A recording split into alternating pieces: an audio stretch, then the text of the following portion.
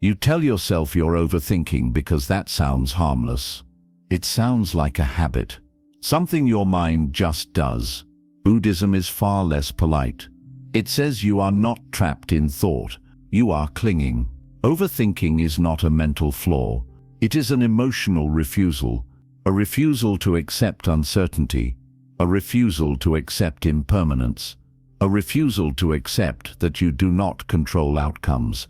Your mind keeps spinning because letting go feels like death to the ego. So it negotiates, it replays, it imagines, it rehearses futures that do not exist. This is not intelligence. This is attachment wearing a clever mask. Now listen carefully. 1. Thoughts continue because you keep rewarding them. A monk once described the mind like a barking dog tied outside a house. At first, the barking is irritating, so the owner shouts at it. The dog barks louder. The owner throws something at it. The dog barks harder. Finally, exhausted, the owner opens the door and starts arguing with the dog, trying to calm it down, explain things to it, reason with it. The dog never stops barking. The monk said something simple and unsettling. The dog is barking because you taught it that barking gets attention. Your mind works the same way. You believe your thoughts continue because something is wrong with you, because you are anxious, because you are broken, because you are wired differently. Buddhism says none of that is true. Your thoughts continue because you reward them. Every time a thought appears and you follow it, you have paid it. Every time you analyze it, you have validated it. Every time you emotionally react to it, you have trained your mind to repeat it. The mind is not philosophical, it is mechanical. It does not ask whether a thought is true or helpful. It only asks one question: did this thought get a response? If the answer is yes, it returns. That is the part most people never understand. They think they are trying to stop thoughts, but their behavior is doing the opposite. They chase clarity. They chase closure. They chase reassurance. They chase solutions. Each chase feeds the cycle. When a thought says, "What if something goes wrong?" you respond by imagining every possible outcome. That is a reward. When a thought says, "You said the wrong thing," you replay the conversation, correct it mentally, rewrite it. That is a reward. When a thought says, "You are not enough," you argue with it, defend yourself, try to prove it wrong. That is a reward. The mind does not distinguish between positive and negative attention. Attention is attention. That is why arguing with your thoughts makes them stronger, not weaker. That is why suppressing them creates rebound. That is why thinking your way out never works. You are not calming the dog. You are training it to bark more intelligently. Buddhism is blunt about this because subtle explanations fail here. Thoughts are not stopped by force. They are not stopped by discipline. They are not stopped by replacing them with better thoughts. They end when they are ignored completely, not resisted, not corrected, not improved, ignored. This is where people panic, because they confuse ignoring with negligence. They think, if I ignore this thought, something bad might happen. If I don't analyze this, I will miss something important. If I don't stall this now, it will come back worse. That fear is exactly what keeps the loop alive. Most people say they want peace, but if you watch closely, that is not true. What they want is mental comfort. They want thoughts that agree with them, thoughts that reassure them, thoughts that explain things cleanly. They want better thoughts, and that desire is the trap. Peace does not come from improving thoughts. Peace comes from losing interest in them. This is a radical shift, and it feels wrong at first. Imagine sitting by a busy road. Cars are passing constantly. If you watch every car, identify it, judge it, imagine where it's going, you will feel overwhelmed. If you stop engaging, the road is still busy, but your mind is quiet.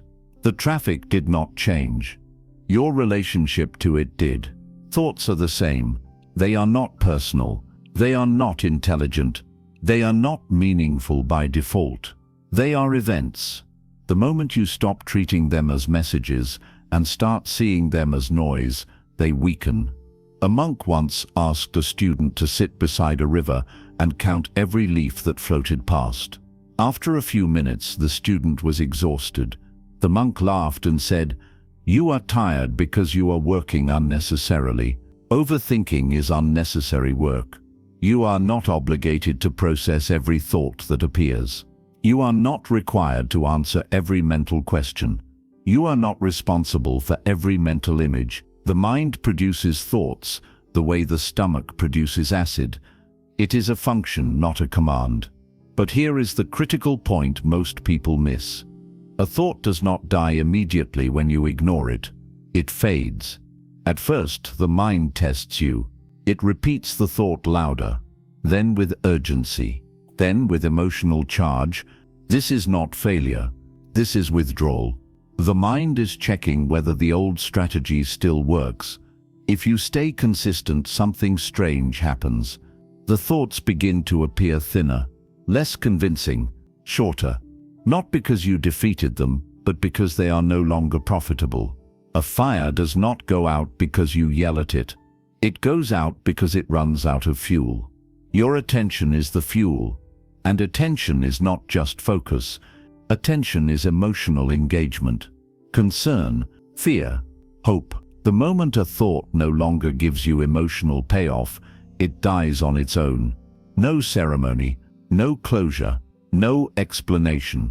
People struggle here because they secretly enjoy thinking, not consciously but emotionally. Thinking gives the illusion of control. It gives the illusion of preparation. It gives the illusion of safety. Letting go feels like stepping into darkness. But Buddhism teaches that the darkness is imaginary. It is created by the mind to keep itself relevant. Silence feels dangerous only because the ego dissolves there. And that is why this lesson is uncomfortable. Because it removes your favorite tool. You are not being asked to fix your mind. You are being asked to stop feeding it. Not tomorrow. Not after one more realization. Not after you understand everything. Now, when a thought appears, do nothing. Not because it is unimportant, but because importance is manufactured. When you stop rewarding the mind, it learns a new behavior. Quiet. Not forced quiet. Not controlled quiet. Natural quiet. And once you experience that even briefly, you realize the truth that changes everything. The mind was never the enemy. Your involvement was. 2. You think because you don't trust life. Overthinking is not a thinking problem. It is a trust problem. You think because somewhere inside you do not believe that life can move correctly without your supervision. You believe that if you stop monitoring, predicting, preparing, rehearsing, and controlling, something will collapse. So the mind stays alert. It stays busy. It stays tense. It never rests. Buddhism does not interpret this as responsibility or intelligence. It calls it resistance to reality. When something has already happened and you replay it, you are not seeking understanding. You are refusing to accept that the moment has passed beyond your control. When something has not yet happened and you imagine it repeatedly, you are not planning. You are trying to pre-digest uncertainty so it cannot surprise you. When you analyze decisions endlessly, you are not being careful. You are refusing to trust that even imperfect actions can still lead to growth. The mind thinks because it does not trust the present moment to hold you. There is a Buddhist story about a man traveling through the forest who comes upon a wide river. The water is fast and dangerous, so he builds a raft with great effort. He crosses the river safely and reaches the other side. Instead of leaving the raft behind, he lifts it onto his shoulders and continues walking. When another traveler asks why he is carrying it, the man says, "This raft saved my life. How can I abandon it?" The Buddha used this story to explain attachment. Tools are useful only until the crossing is complete. After that, they become burdens. Overthinking is the raft you keep carrying long after the crossing is done. The conversation already ended, but you keep carrying it. The mistake already happened, but you keep carrying it. The future has not arrived, but you keep carrying imagined versions of it. You do this because you believe that if you put the raft down, something bad will happen. You believe thinking is what keeps you safe. But safety created by thinking is an illusion. It is borrowed comfort, not real stability. The mind wants guarantees. Life does not provide them. Buddhism does not promise certainty. It teaches relationship, a relationship with uncertainty that is not hostile, not fearful, not defensive. Most people do not realize how much they distrust life. They say they trust existence, fate, the universe, or karma, but their behavior says otherwise. Their mind stays on guard. Their body stays tense. Their thoughts keep scanning for threats, mistakes, and future pain. If you trusted life, your mind would not need to stay awake all night. A monk was once asked by a visitor, "How do I stop worrying about the future?" The monk pointed to a glass of water on the table and asked the visitor to hold it out at arm's length. At first it was easy. After a few minutes, the arm began to ache. After a while, it was unbearable. The monk said, "The weight of the glass did not change. Your resistance did." Overthinking is holding the glass indefinitely because you do not trust that you are allowed to put it down. The mind believes that vigilance equals survival. Buddhism challenges this belief directly. It teaches that clinging is what creates suffering, not uncertainty itself. The future hurts you only in imagination. The past hurts you only in memory. The present is almost always tolerable when met directly, but meeting it directly requires trust. Trust does not mean believing everything will go your way. That is childish optimism. Trust means believing that whatever arises, you will be able to meet it without needing to rehearse it 1,000 times first. It means believing that life does not need constant correction to function. This is why people who overthink often feel exhausted without having done anything. Their energy is spent managing imaginary disasters, correcting imaginary mistakes, and defending against imaginary judgments. The body cannot distinguish between real and imagined threat. It responds with the same tension. Buddhism sees this as a misuse of awareness. Awareness is meant to meet what is happening now. When it is dragged into what is not happening, it turns against itself. Overthinking is awareness exiled from the present moment. There is another story of a farmer whose horse runs away. His neighbors say, "This is terrible." The farmer replies, "Maybe." The next day the horse returns with several wild horses. The neighbors say, "This is wonderful." The farmer replies, "Maybe." Later the farmer's son breaks his leg while taming one of the horses. "Terrible." The neighbors say, "Maybe." The farmer replies. Soon after, soldiers arrive to draft young men for war, but the son is spared because of his injury. The story is not about optimism. It is about non-interference. The farmer does not cling to conclusions. He does not rush to label events. He does not overthink outcomes.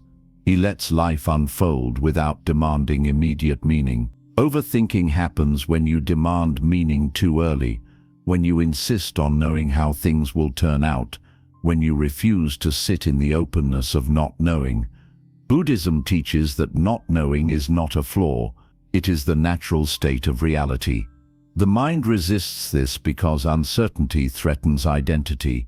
If you do not know what will happen, the ego feels unnecessary. It cannot plan its relevance, so it creates narratives. It fills the unknown with speculation. This is why silence feels uncomfortable. Silence removes the illusion that you are in charge. Letting go of overthinking, then, is not about mental techniques. It is about releasing the belief that life requires your constant management. It is about trusting that existence has been unfolding long before your thoughts appeared and will continue long after they fade. This trust is not blind, it is experiential. It comes from noticing that despite all your worrying in the past, life still unfolded in its own way. Many of the things you feared never happened. Many of the things that happened were never predicted. And yet here you are. Overthinking did not save you. Life carried you. When this realization settles, the mind loosens its grip, not because it was convinced by logic, but because it no longer feels responsible for controlling reality. And in that loosening, thinking slows down naturally, not because you forced it to stop, but because it no longer has a job to do. That is the quiet that comes from trust. 3. The mind fears stillness, because stillness reveals truth. People believe they are afraid of noise, stress, and overthinking, but that is not accurate. What they are actually afraid of is stillness. Noise feels familiar. Thinking feels productive. Mental activity gives the illusion that something is being handled. Stillness offers no such comfort. Stillness removes distraction, and what remains is whatever you have been avoiding. In Buddhism, the mind is not seen as an enemy that needs to be silenced. It is seen as a storyteller whose job is to protect identity. When the mind becomes quiet, the stories lose their authority, and that is deeply threatening to the ego. This is why the mind resists silence so aggressively. It floods awareness with thoughts, memories, worries, and plans the moment there is space. A monk once sat in meditation while his student complained that his mind would not stop producing thoughts. The student said he felt like he was failing because the mind kept interrupting his practice. The monk listened without interruption. Then he placed a cup of muddy water on the table between them and said nothing. They sat quietly. Over time, the mud sank to the bottom and the water became clear. The monk finally spoke and said that he had done nothing to the water, and yet clarity appeared. He explained that stillness is not an action. It is the absence of interference. This is where people misunderstand meditation and letting go. They think stillness is something they must achieve. They try to hold the mind quiet. They tense the body. They monitor every thought. They judge themselves when noise appears. In doing so, they recreate the very disturbance they are trying to escape. The mind fears stillness because stillness exposes what thinking covers. When the internal noise stops, unresolved emotions rise. Regret that has been buried under distraction becomes visible. Loneliness that was masked by planning becomes felt. Fear that was hidden under logic becomes raw. The mind reacts by producing more thoughts to regain control. Overthinking is not a malfunction, it is a defense mechanism. A Zen teacher once said that people use thinking the way they use furniture to block a door. The door leads to a room they do not want to enter, so they keep stacking mental objects in front of it. Memories, worries, theories, self-criticism, hope, regret. As long as the door is blocked, they do not have to face what is inside. Stillness removes the furniture. This is why people who try to stop overthinking often report feeling worse at first. The silence feels heavy. The body feels restless. The emotions feel sharper. They assume something is going wrong and immediately return to thinking. Buddhism teaches that this discomfort is not a problem. It is evidence that the mind is no longer hiding. The truth that appears in stillness is rarely dramatic.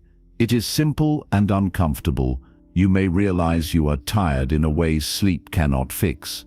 You may realize you are holding grief you never allowed yourself to feel. You may realize that much of your identity is built on avoidance rather than choice. These realizations are not dangerous, but they feel destabilizing because they remove illusion. The ego depends on constant commentary. It needs explanation, justification, and narrative to survive. Stillness offers none of these. In silence, there is no one to blame. no story to tell, no future to control. There is only direct experience. The ego interprets this as annihilation. That is why the mind creates urgency the moment silence approaches. It tells you something needs to be solved immediately. It creates imaginary problems that demand attention. It convinces you that thinking is necessary for survival. Buddhism teaches that this is not wisdom. It is fear. A master once asked his student to sit without moving and without correcting the mind for a short period. The student lasted only a few minutes before becoming overwhelmed and restless. He asked why it was so difficult to do nothing. The master replied that doing nothing exposes how much unnecessary effort you have been exerting your entire life. Stillness reveals how much of your suffering is self-maintained. The moment you stop interfering, the mind loses its grip. Not immediately, but gradually. At first, thoughts become louder because the mind is testing whether silence is safe. Then they become repetitive, recycling the same material. Finally, they lose novelty. They no longer feel urgent. They no longer feel personal. This is when something important happens. You realize that thoughts are not guiding you. They are echoing. They repeat because they are unobserved, not because they are insightful. Stillness does not mean absence of thought. It means absence of identification. Thoughts may still arise, but they do not dominate attention. They are seen clearly, without being believed. This clarity cannot be achieved through analysis. It emerges when you stop reacting. Buddhism does not teach you to chase silence. It teaches you to stop running from it. When you allow stillness to exist without interference, truth surfaces naturally. Not philosophical truth, but experiential truth. The truth of how you actually feel. The truth of what you have been avoiding. The truth of what no longer serves you. This is why stillness heals without effort. It does not give advice. It does not fix problems.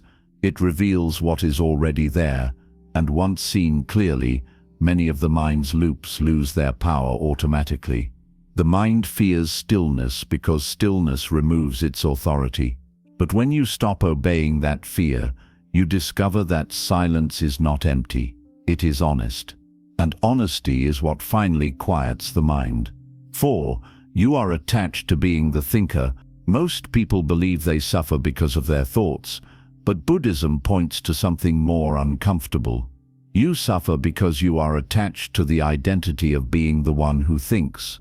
You are not just experiencing thoughts, you are invested in the role of the thinker. This attachment is subtle, and because it is subtle, it is rarely questioned.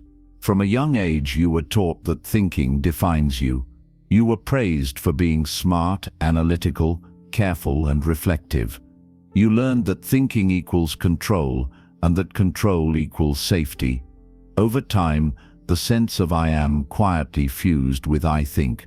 This fusion is where overthinking becomes chronic. When a thought appears, it does not stay neutral.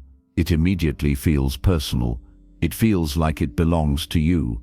It feels like it says something about who you are, what you should do, or what might happen to you. The moment that ownership forms, the mind tightens. The thought now carries weight. It demands response, defense, or elaboration. Buddhism challenges this ownership directly. It does not ask you to improve the thinker. It questions whether the thinker exists at all. A Zen teacher once asked his student to sit quietly and observe thoughts as they arose. After some time, the student said that he could see thoughts coming and going, but they felt endless. The teacher then asked a simple question. Before the thought appears, where is it? The student could not answer. Then the teacher asked, after it disappears, where does it go? Again, no answer.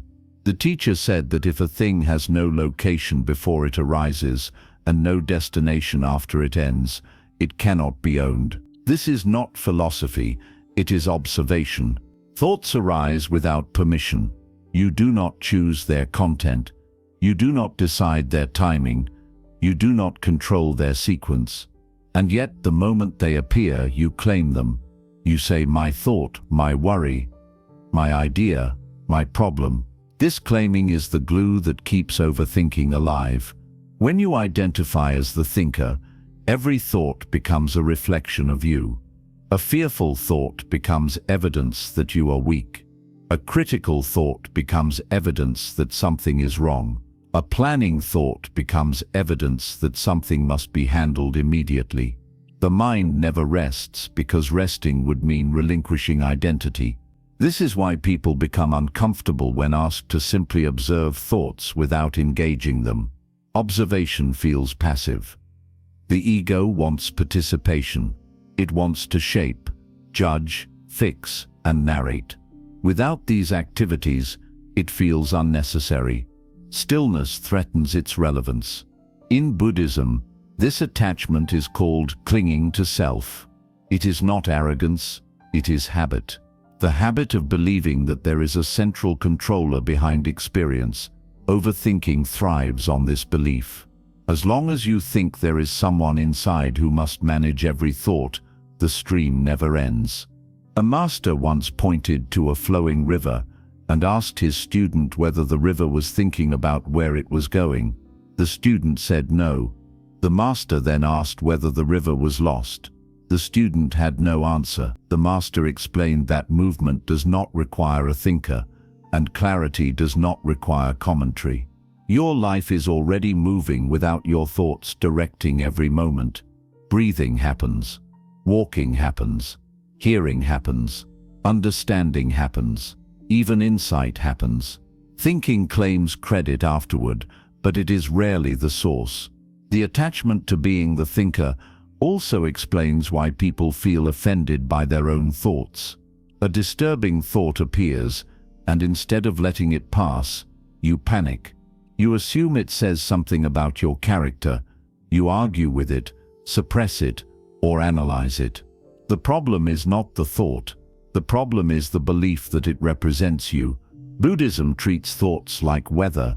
Storms pass. Clouds form and dissolve. None of this defines the sky. The sky does not need to fight the storm to remain open. It simply does not become the storm. When you stop identifying as the thinker, something profound happens. Thoughts still arise, but they lose their authority. They no longer feel like commands. They no longer feel urgent. They no longer feel personal. They become events rather than messages. This shift cannot be forced. You cannot think your way out of being the thinker. Any attempt to do so only reinforces the identity. The shift happens through repeated, quiet noticing. A thought appears. You notice it. You do not follow it. You do not reject it. You do not claim it. Over time, the habit of ownership weakens. This is unsettling at first, because you feel like you are disappearing. The mind asks, if I am not my thoughts, then what am I? Buddhism does not rush to answer this question. It lets the question remain open. That openness is freedom. The attachment to being the thinker is the last stronghold of overthinking. As long as you believe you must be mentally present at all times to exist properly, silence will feel like danger. But when you see directly that awareness remains even when thinking quiets, fear dissolves. You do not stop overthinking by becoming a better thinker. You stop overthinking by no longer needing to be one. When the thinker relaxes, the mind follows. 5. Overthinking is a form of avoidance. Most people believe they overthink because they care too much or because they are trying to solve their life. Buddhism sees something very different.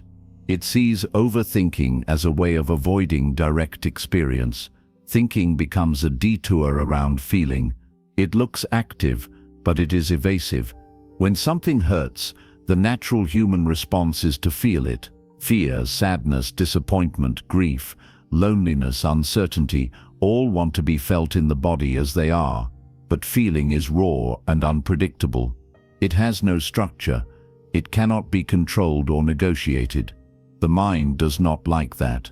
so it steps in and replaces feeling with thinking. You replay a painful moment instead of feeling the pain itself. You analyze why someone hurt you instead of allowing the hurt to exist. You imagine future scenarios instead of sitting with the anxiety of not knowing. Thinking gives you distance. It creates a buffer between you and discomfort. Buddhism calls this avoidance ignorance, not because it is stupid, but because it ignores what is actually happening in favor of mental abstraction. A monk once explained that emotions are like waves. If you stand still and let a wave hit you, it rises, crests, and falls. If you keep running from it, it chases you endlessly. Overthinking is running. Feeling is standing still. Most people have never fully felt an emotion without commentary. The moment sadness appears, they explain it. The moment fear appears, they plan. The moment anger appears, they justify it. The moment loneliness appears, they distract themselves. The emotion itself never completes its natural cycle because the mind interrupts it. This interruption is costly. Unfelt emotions do not disappear. They transform into mental noise. Grief becomes rumination. Fear becomes obsession. Shame becomes self-criticism. Loneliness becomes constant mental chatter. Overthinking is not the original problem. It is the symptom of emotional avoidance. Buddhism teaches that the body knows how to process experience if it is allowed to. Emotions arise in the body, not in thought. Tightness in the chest, heaviness in the stomach, heat in the face, pressure in the throat. These sensations are not asking to be solved, they are asking to be allowed. The mind resists this because sensations cannot be controlled the way thoughts can. You can redirect a thought. You can argue with it. You can replace it. You cannot negotiate with a sensation. You can only feel it. This is why sitting quietly can feel unbearable for someone who overthinks. The moment distraction stops, the body starts speaking. Old emotions surface. Suppressed reactions return. The mind panics and floods awareness with thinking to regain dominance. People often say, "If I stop thinking, I'll fall apart." Buddhism responds with a difficult truth. You are already falling apart, just very slowly, because you never allow yourself to feel what needs to move through you. A teacher once asked his student why he was always lost in thought. The student said he was trying to understand himself. The teacher replied that understanding is not the same as experiencing. You can understand hunger without eating, but hunger will not disappear. Overthinking keeps you mentally busy so you do not have to be emotionally present. There is a deep irony here. People think feeling will overwhelm them, but it is thinking that exhausts them. A fully felt emotion usually peaks and passes within minutes. A resisted emotion can fuel months or years of mental noise. Buddhism does not ask you to wallow in emotion or dramatize it. It asks you to meet it directly, without story. Not "why do I feel this way?" but "what does this feel like right now in the body?" That shift removes the mind from its usual role as commentator and returns experience to where it belongs. When you stop avoiding feeling, overthinking loses its purpose. The mind was only busy because it was protecting you from something you refused to face. Once you face it, the protection is no longer needed. This is why some people notice that after a moment of honest grief, anger, or fear, the mind becomes strangely quiet. Nothing was solved intellectually. No conclusion was reached. Something was simply allowed. Avoidance also explains why overthinking often intensifies at night. When external distractions disappear, the body's unresolved experiences surface. The mind reacts by spinning stories, replaying memories, and projecting futures to avoid sitting with what is present. Buddhism teaches that liberation is not found by thinking your way out of suffering, but by allowing suffering to complete itself. Emotions are not enemies. They are processes. When interrupted, they linger. When allowed, they resolve. Overthinking is the mind saying, Do not feel this. Peace comes when you stop obeying that command. When you allow feeling without narration, the mind has nothing to protect you from. And when the protector becomes unnecessary, it steps aside. That is not weakness. That is intelligence deeper than thought. 6. You don't need answers, you need surrender. The mind believes peace will arrive after one final understanding, one last realization, one perfect explanation that makes everything make sense. This belief is the engine behind overthinking. You keep searching because you assume the right answer will end the discomfort. Buddhism says this assumption is the mistake. Answers do not bring peace. They bring temporary relief. Every answer creates a new position to defend, a new conclusion to protect, a new idea to identify with. The mind feels satisfied for a moment, then immediately looks for the next unresolved question. This is why people who overthink often have many insights but very little peace. Buddhism does not treat unanswered questions as failures. It treats the demand for answers as attachment. A student once asked a Zen master, "What is the meaning of life?" The master asked the student whether he was hungry. The student said yes. The master told him to eat. The teaching was not avoidance. It was precision. The student was looking for a concept while ignoring the immediacy of experience. Overthinking happens when you try to live in explanation instead of presence. The mind wants certainty because certainty gives it control. If everything is explained, nothing can surprise you. But life does not function through explanations. It functions through change. Buddhism accepts this directly. Impermanence is not a problem to solve. It is the nature of reality. When you overthink, you are trying to freeze a moving world. You want fixed meanings in a fluid existence. This is why thinking never finishes. There is nothing solid to conclude. Surrender in Buddhism does not mean passivity or resignation. It means releasing the demand that reality conform to your mental structures. It means allowing events to unfold without forcing them into immediate understanding. A master once held up a cup and asked his students what it was. They answered correctly. He then asked what the cup would become when it broke. The students were silent. The master said that clinging to what the cup is prevents you from understanding what it can become. Overthinking clings to definitions. Surrender allows transformation. People resist surrender because they confuse it with defeat. They believe that if they stop seeking answers, they will become careless or irresponsible. Buddhism makes a clear distinction. Action does not require mental certainty. Wisdom does not require complete understanding. You have lived most of your life without knowing what would happen next. You still acted. You still adapted. You still learned. The idea that you need full clarity before peace is a mental fantasy. The mind asks questions not because they are necessary, but because they postpone acceptance. Acceptance feels like losing leverage. It feels like letting go of influence. The ego fears becoming irrelevant.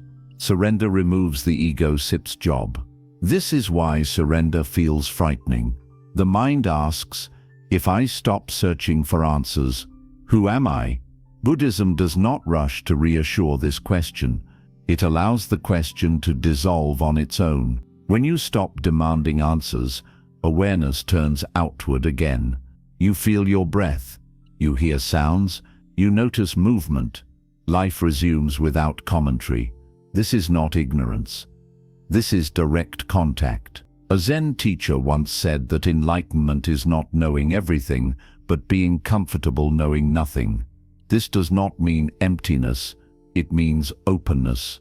Openness allows experience to arrive without resistance. Overthinking collapses when surrender becomes genuine. The mind realizes that its constant searching was never bringing peace. It was postponing it. Surrender also breaks the habit of mental rehearsal. When you stop believing that preparation equals safety, the future loses its grip. You stop practicing conversations that may never happen.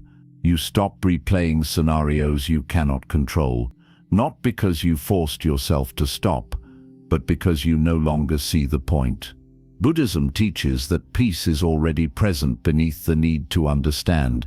When the demand for answers relaxes, peace is revealed rather than created. This is why surrender cannot be achieved through effort. Any attempt to surrender intentionally turns into control. True surrender happens when you see clearly that the struggle is unnecessary. The mind quiets, not because it found the right answer, but because it finally stopped asking. That silence is not empty, it is sufficient. 7. Letting go is not an action, it is a cessation. Most people ask the wrong question when they suffer. They ask, "How do I let go?" That question assumes that letting go is something you must actively do, something you must perform correctly, something you must figure out. Buddhism says that this assumption is the final illusion. Letting go is not an action you add, it is an action you stop performing. The mind believes freedom requires effort. It believes peace must be achieved through discipline, practice, or control. But every effort reinforces the one who is trying, and as long as there is someone trying to let go, there is someone still holding on.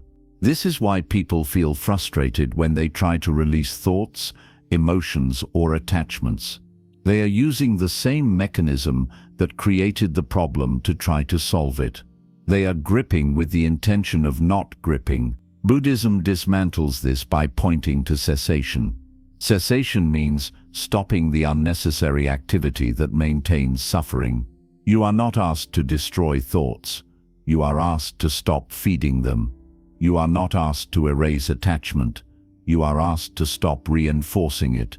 A monk once asked his teacher how to become free of desire. The teacher asked him what he was doing at that moment. The monk said he was trying to stop desiring. The teacher replied that the effort itself was desire wearing a spiritual mask. This is the trap. Every time you try to let go, you check whether it worked. Every time you check, you re-engage the mind. Every time you re-engage, you restart the loop. Letting go cannot be monitored. The moment it is monitored, it stops being letting go. Cessation is quiet. It is ordinary. It feels almost anticlimactic. You stop replaying a thought, not because you decided it was unimportant, but because you no longer respond when it appears. You stop carrying an emotional burden, not because you resolved it intellectually, but because you stop resisting its presence. You stop clinging not because you achieved clarity, but because clinging lost its usefulness. Buddhism teaches that suffering is maintained by habit, not by force. Habits end when they are not fed. There is no dramatic moment when the mind announces freedom. The noise simply fades. This is why people miss it. They expect a breakthrough. They expect a feeling. They expect confirmation. Letting go offers none of these. It offers absence. Absence of struggle. Absence of urgency. Absence of commentary. A Zen story tells of a man who carried a heavy bundle on his back for years. One day, exhausted, he set it down without ceremony. There was no celebration, no insight. He simply stopped carrying it. When asked later when he became free, he could not say. He only knew he was no longer tired. Letting go feels like that. The ego resists cessation because it removes its role. There is nothing to manage. Nothing to improve, nothing to become. The mind fears that without effort, life will collapse. But life does not require constant supervision. It moves on its own. When you stop interfering, you notice that clarity does not disappear. It sharpens. Action still happens when needed. Decisions still arise. But they are not preceded by mental noise. They come from contact with reality, rather than imagination. This is why Buddhism describes liberation as unbinding rather than attainment. Nothing new is added. Something old is released. Cessation also reveals that peace was never created by thinking. It was always present beneath it. Overthinking was the activity covering it up. When you stop feeding the mind, you do not fall into emptiness. You fall into simplicity. Breath happens, sound happens, awareness remains. There is no gap where you disappear. The fear of disappearance was another thought. Letting go is not dramatic, because it is natural. What is unnatural is the constant tension of holding.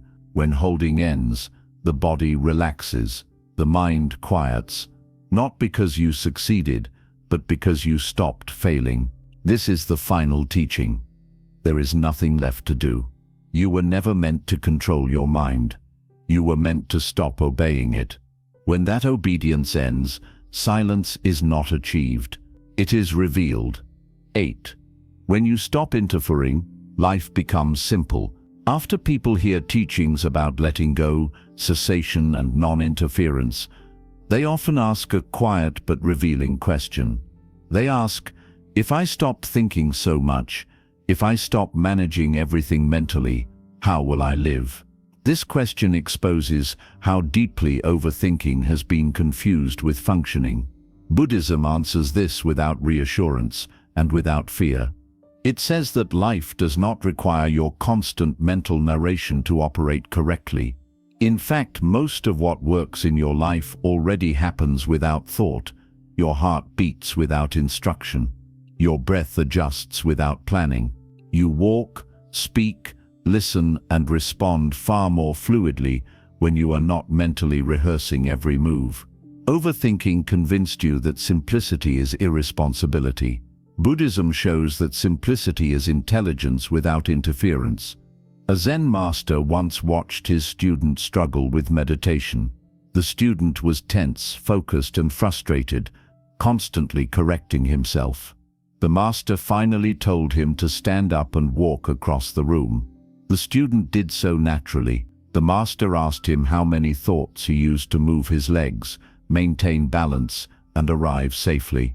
The student had no answer. The master said that the mind complicates what awareness already knows how to do. Life is not fragile. Your mental supervision did not create it, and it does not sustain it. When overthinking loosens, something unexpected happens. You do not become passive. You become responsive. Instead of living in anticipation, you live in contact. You respond to what is actually happening, rather than what might happen. This is not recklessness, it is precision. Buddhism teaches that clarity arises from direct experience, not from preparation. When the mind is quiet, perception sharpens. You notice details you used to miss because attention was consumed by internal noise. Decisions feel cleaner because they are not crowded by fear-based speculation. Many people worry that without constant thinking, they will make mistakes. Buddhism responds with a hard truth. You already made mistakes while thinking constantly. Thinking did not protect you from error. It only made error feel heavier. When you stop interfering, mistakes become events instead of identities. They are corrected when possible and released when not. There is no mental courtroom, no endless replay, no self-punishment disguised as responsibility. This is where people begin to understand that overthinking was never about solving life. It was about controlling emotional exposure. When that control is released, emotions still arise, but they move through instead of lingering. Joy is felt without anticipation. Sadness is felt without resistance. Neutral moments are no longer filled with mental noise. Buddhism does not promise constant happiness. It promises less conflict with what is. Another story tells of a monk asked why he seemed so calm despite hardship. He replied that he experienced the same events as everyone else, but he did not add a second layer of suffering by arguing with them mentally. He allowed events to arrive, do what they do, and leave. Overthinking is the second layer. It is the commentary that says, this should not be happening, or this must mean something about me, or this will ruin everything. When commentary stops, experience becomes lighter, even when it is difficult. Life without interference is not empty. It is spacious. There is room to breathe, room to listen, room to respond. The mind still thinks when needed, but it no longer dominates every moment. Thought becomes a tool rather than a background noise. This is why people who genuinely let go often seem ordinary rather than enlightened.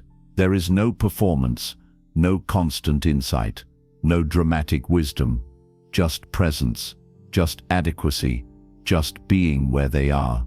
The mind hates this ordinariness because it cannot take credit for it. When interference ends, you also stop searching for meaning in every experience. Meaning reveals itself over time, or not at all, and both are acceptable. Life does not owe you constant explanation. This is the final relief of letting go. You realize that existence does not require your approval to unfold. You participate, but you do not manage. You care, but you do not cling. You act, but you do not obsess. Overthinking fades, not because you defeated it, but because life proved it unnecessary. And when you see that clearly, the question, "How do I stop overthinking?" disappears on its own.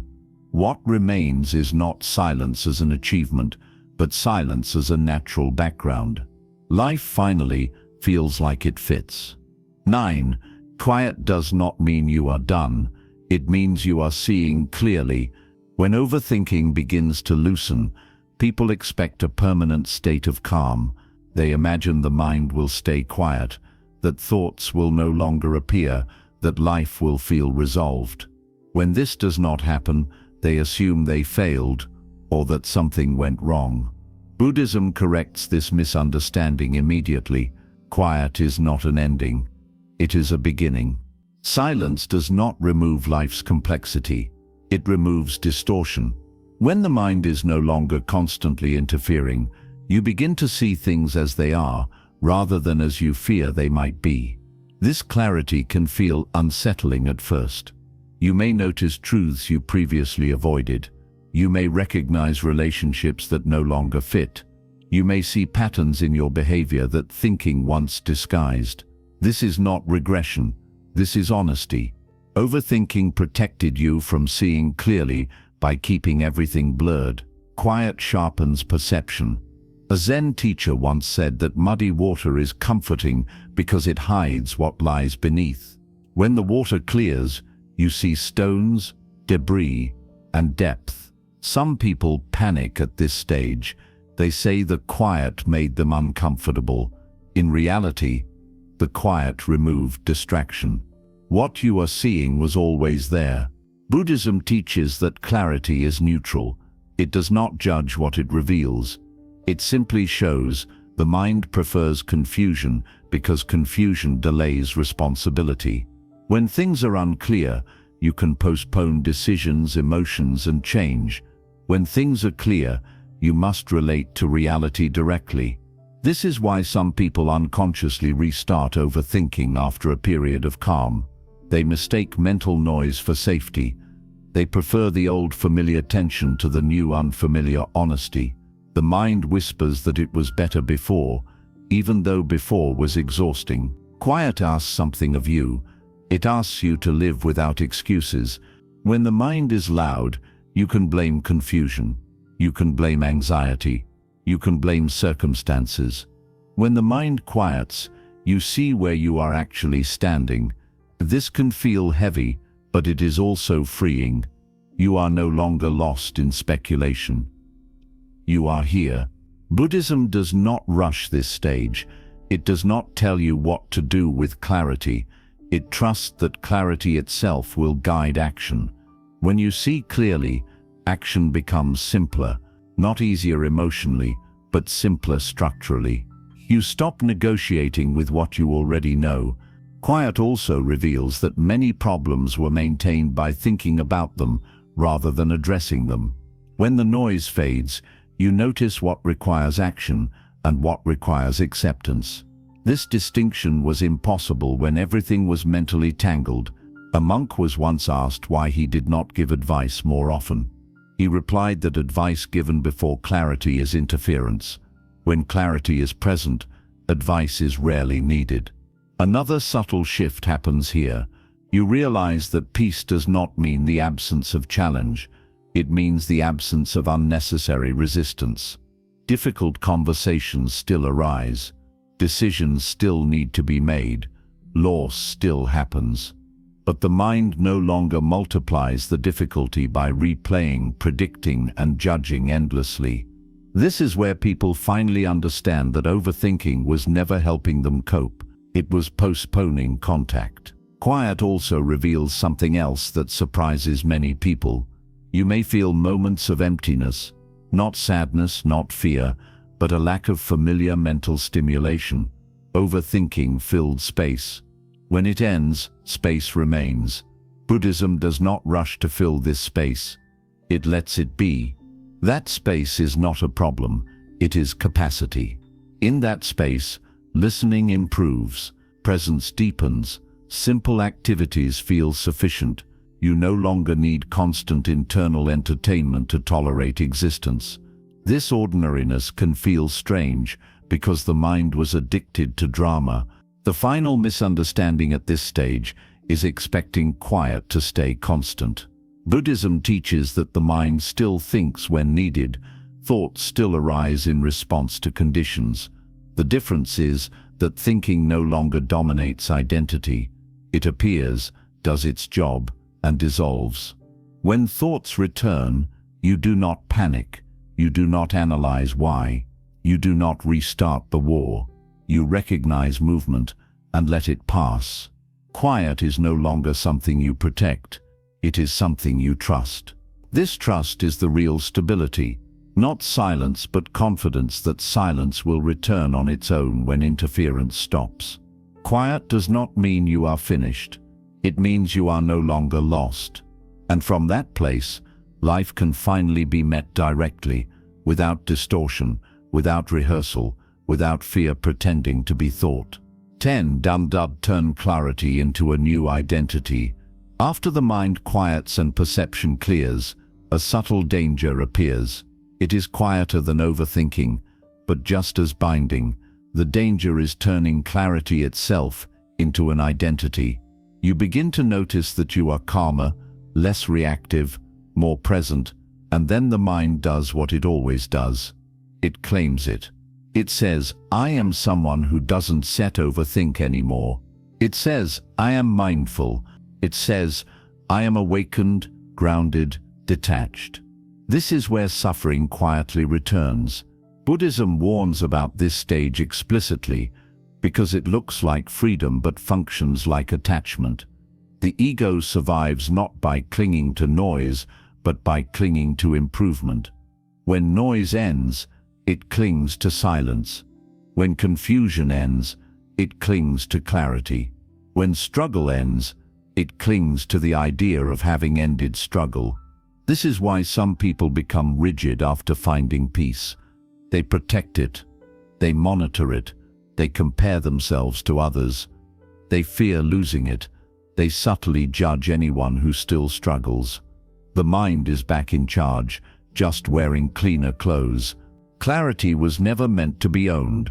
A Zen master once said that enlightenment is like borrowing a tool and forgetting to return it. The moment you think it belongs to you, it stops working. Clarity is not a personal achievement. It is what remains when interference stops.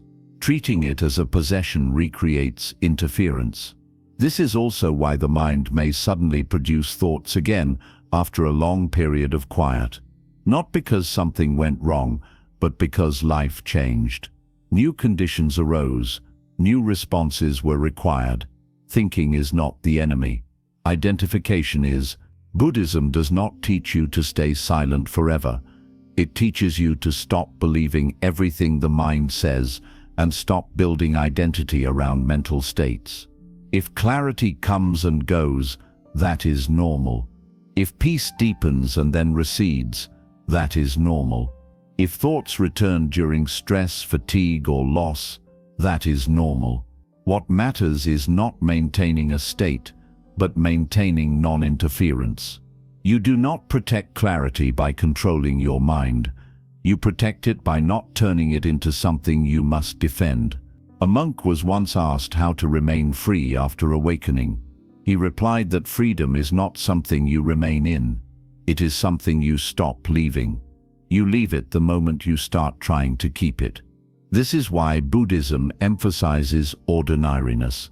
Eat when hungry, sleep when tired, speak when needed, think when necessary, be silent when not.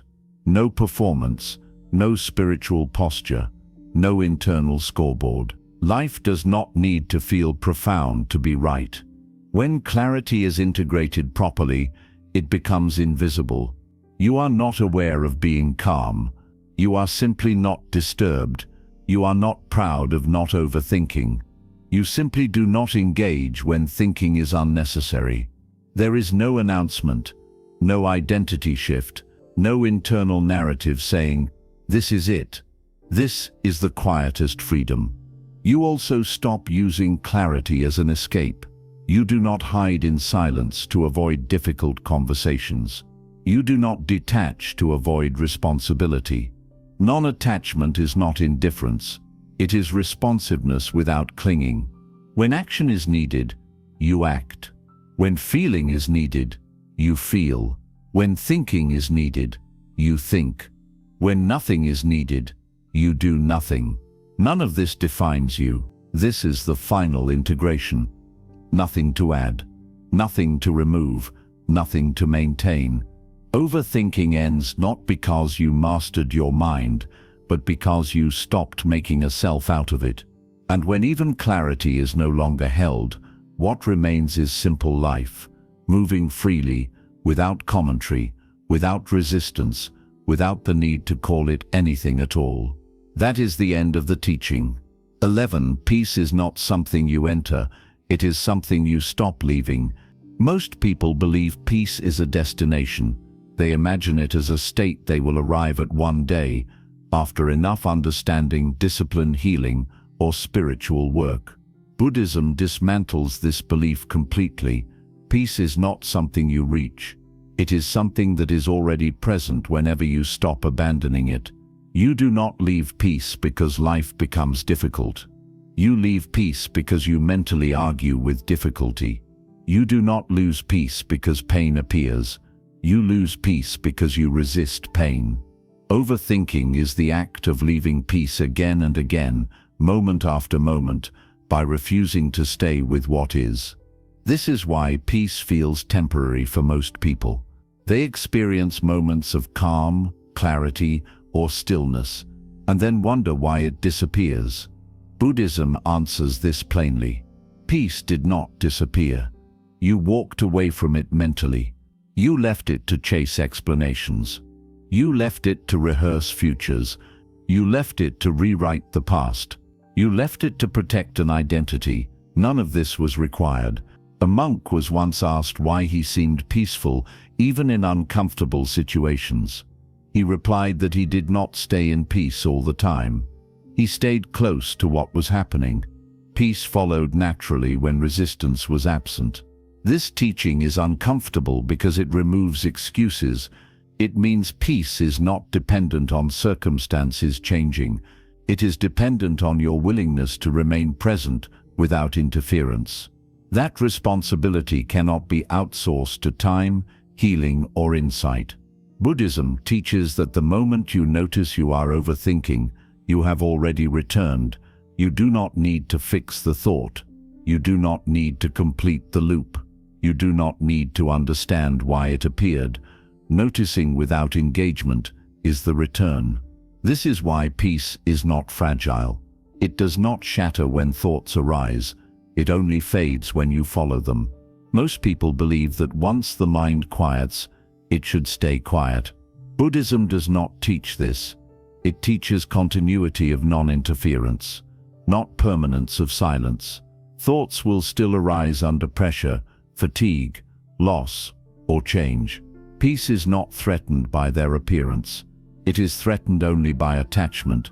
A Zen teacher once said that enlightenment is not the absence of waves, but the understanding that you are not the wave.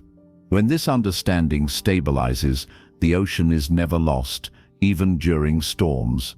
This is where life becomes livable in a new way. You stop monitoring your internal state. You stop asking whether you are peaceful enough, present enough, detached enough. Those questions themselves are departures. You allow experience to move without constant evaluation. Peace becomes background rather than foreground.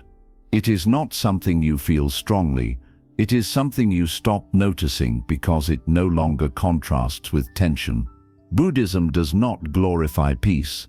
It normalizes it. Another subtle shift happens here. You stop waiting for permission to live. Overthinking often delays action. It says, once I understand this, or once I feel better, or once I am sure.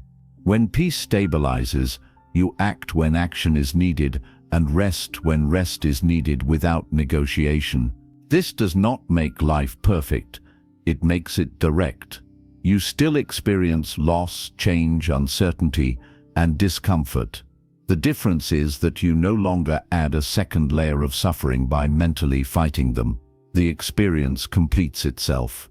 Nothing lingers unnecessarily. Peace, in this sense, is not emotional calm. It is the absence of inner conflict. This is why Buddhism emphasizes staying rather than achieving. Stay with the breath. Stay with the body. Stay with the moment. Not because staying is special, but because leaving is optional. The mind will still invite you to leave. It will offer stories, worries, memories, and projections. You are not asked to reject these invitations aggressively. You are simply asked not to accept them automatically. Peace remains whenever you do not go. And eventually, something simple becomes clear. You were never trying to find peace. You were learning how to stop abandoning it. That is the final stabilization. Nothing mystical, nothing dramatic, just no longer leaving what was already here. 12. There is nothing left to fix, and that is why you are free. At the deepest level, overthinking survives on one final assumption. The assumption that something is still wrong, something unfinished, something unresolved that requires your attention. Even after clarity, even after peace, even after understanding, the mind quietly asks, but what about this? Buddhism ends the path by dismantling that question itself. Freedom is not found by completing the self. It is found by seeing that the self was never incomplete. As long as you believe something inside you needs fixing, the mind will keep working. It will search for improvement, healing, optimization, and insight. These searches can look noble, even spiritual, but they keep the same machinery alive. They keep the sense of a deficient center intact. Buddhism does not replace this search with a better one. It stops the search entirely. A monk once asked his teacher what remained after all delusion was removed. The teacher replied, "Nothing extra." The monk was confused. He expected an answer about wisdom, compassion, or enlightenment. The teacher explained that freedom is not an addition. It is the absence of unnecessary activity. Overthinking is unnecessary activity. It is the mind assuming responsibility for reality. It is the belief that without constant mental adjustment, life will malfunction. When that belief dissolves, thinking returns to its proper role. It appears when useful and disappears when not. There is no background hum demanding attention. This is where people often feel anticlimax. They expect fireworks. They expect permanent bliss. They expect to feel different. Buddhism does not promise any of that. It offers normalcy without tension. You wake up, you eat, you work, you rest, you respond. Nothing is missing, nothing is added. The mind may still comment occasionally. Old habits may still surface under stress, but there is no urgency to correct them. No fear that something is breaking. No belief that peace is fragile. What once felt threatening now feels optional. This is the difference between silence as a state and silence as understanding. States come and go. Understanding does not need maintenance. Another Zen story tells of a man who searched for his glasses all day, only to realize they were already on his face. When he stopped searching, nothing changed except the exhaustion ended. Overthinking is the search. Freedom is noticing there was nothing to find. At this stage, even the idea of letting go becomes unnecessary. You do not need to remember to not cling. You simply do not cling because clinging no longer makes sense. The mechanism that sustained it has dissolved. This is why Buddhism rarely speaks about the end as a goal. It speaks about cessation. Not the cessation of life, but the cessation of confusion, the cessation of unnecessary struggle, the cessation of the belief that you must manage your inner world to survive. Life continues exactly as it always has. The difference is that it is no longer filtered through resistance. You no longer ask whether you are doing it right. You no longer monitor your mind. You no longer worry about slipping back. Slipping back only happens when you believe there is somewhere else you should be. This is why the teaching ends quietly. No command to remember it. No instruction to preserve it. No identity to carry forward. Just ordinary life, unburdened. The mind does not need to be transcended. It does not need to be silenced forever. It does not need to be improved. It simply needs to stop being mistaken for you. When that misunderstanding ends, overthinking ends with it. Not because you won, not because you solved it, but because the question itself dissolved, and nothing more is required. 13. Life does not need your permission to move.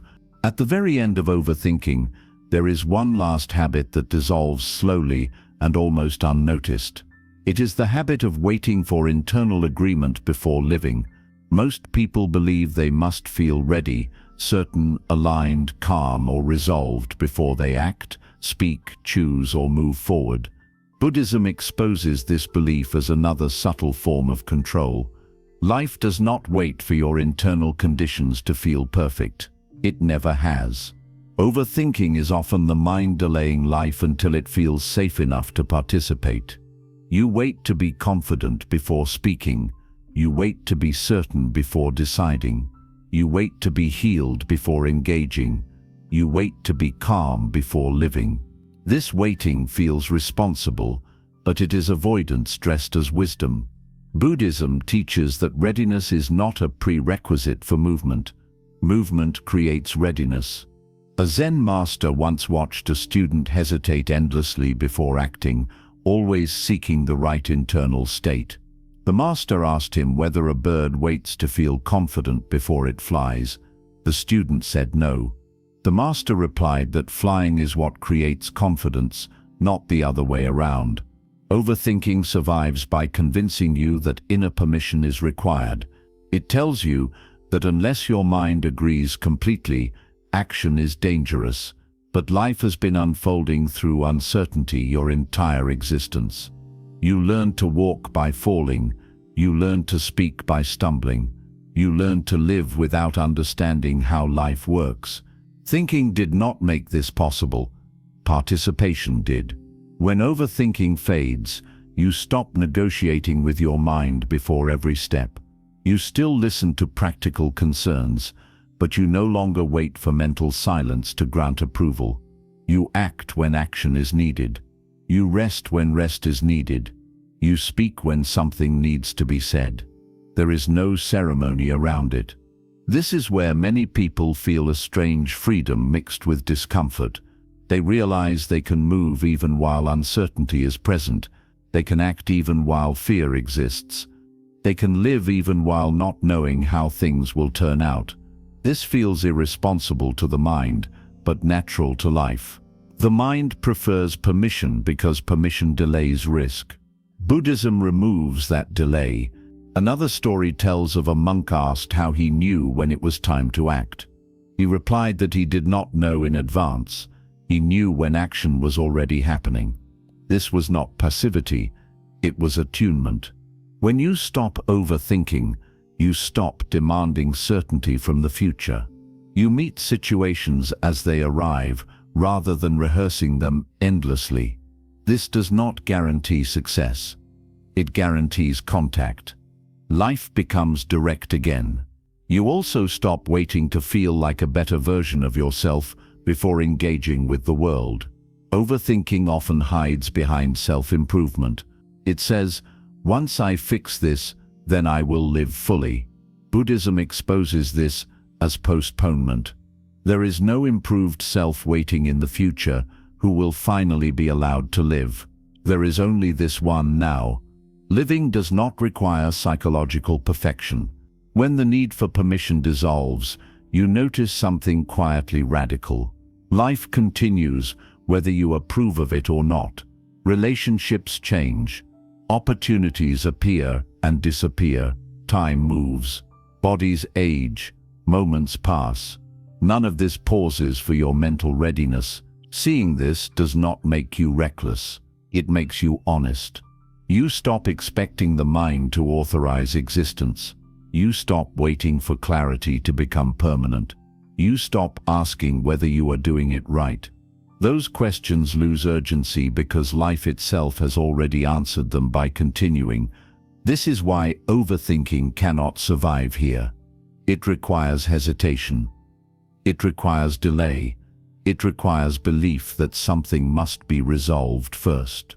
When you stop granting it that power, it dissolves naturally. Life does not need your permission to move forward. It never asked for it. When you stop trying to grant or withhold it, you move with life instead of against it. And that is the quiet ending of overthinking. 14. Thoughts lose power when you stop believing they require a response. At this stage, overthinking does not end because thoughts stop appearing. It ends because thoughts stop demanding engagement. This distinction matters. Many people believe freedom means a permanently quiet mind. Buddhism teaches something more realistic and more stable. Freedom means thoughts can appear without pulling you into reaction. The real addiction was never thinking itself. It was the belief that every thought required a response. From childhood, you were trained to answer questions, solve problems, explain yourself, and justify your actions. The mind absorbed this conditioning deeply. It learned that silence equals negligence and that responding equals responsibility. Overthinking is this training turned inward. Thoughts arise, and the mind automatically feels obligated to answer them. A thought asks, "What if this goes wrong?" Another asks, "Why did this happen?" Another says, "You should fix this immediately." The habit is not the thought. The habit is responding. Buddhism points out that thoughts are not questions you must answer. They are events passing through awareness. They do not carry authority by default. Authority is given when you engage. A Zen teacher once asked his student why he answered every thought as if it were a command. The student said he did not know how not to. The teacher replied that knowing was unnecessary. Non-response was enough. This teaching is difficult because non-response feels irresponsible at first. The mind protests.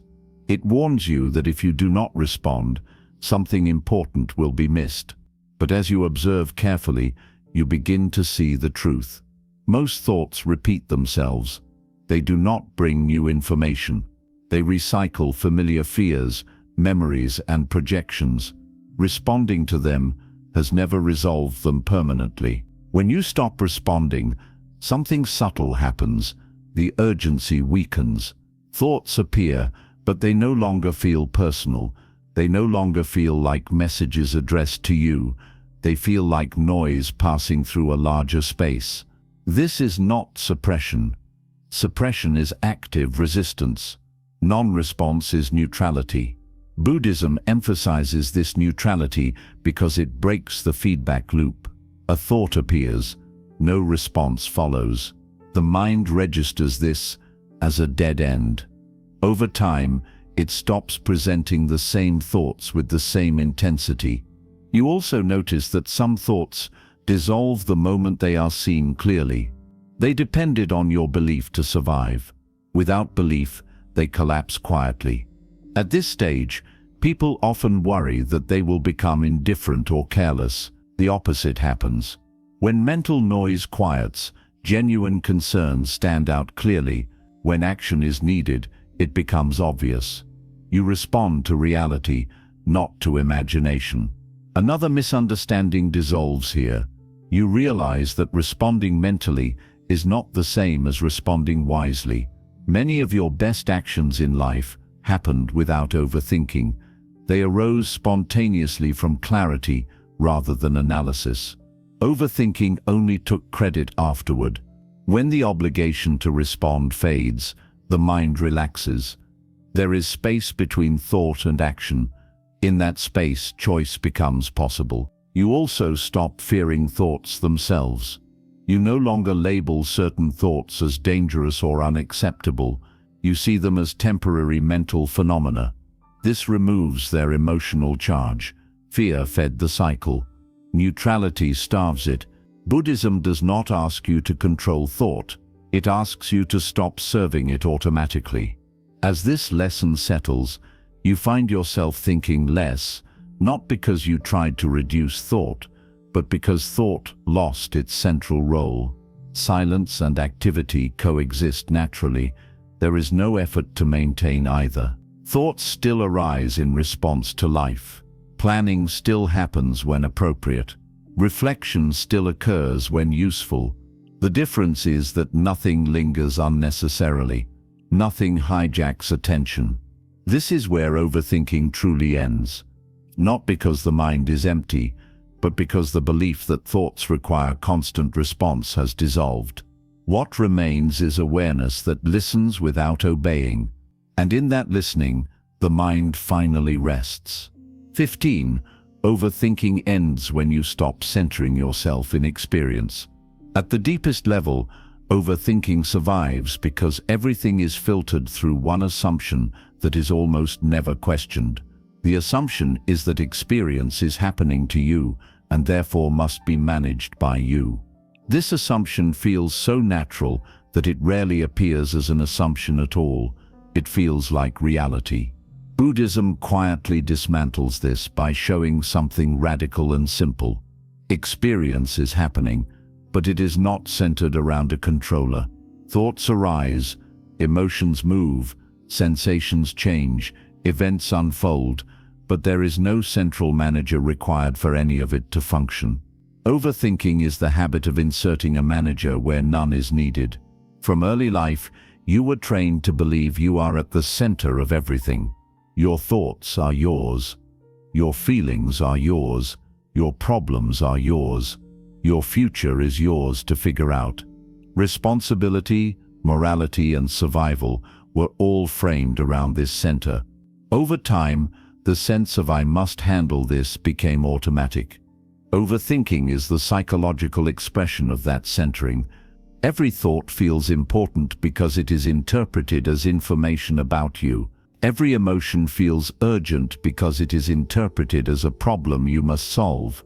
Every uncertainty feels threatening because it is interpreted as a failure of your control. The mind never rests because the self is always on duty. Buddhism does not try to make the self better at this job. It questions whether the job exists. A Zen master once asked his students to listen to the sound of a bell.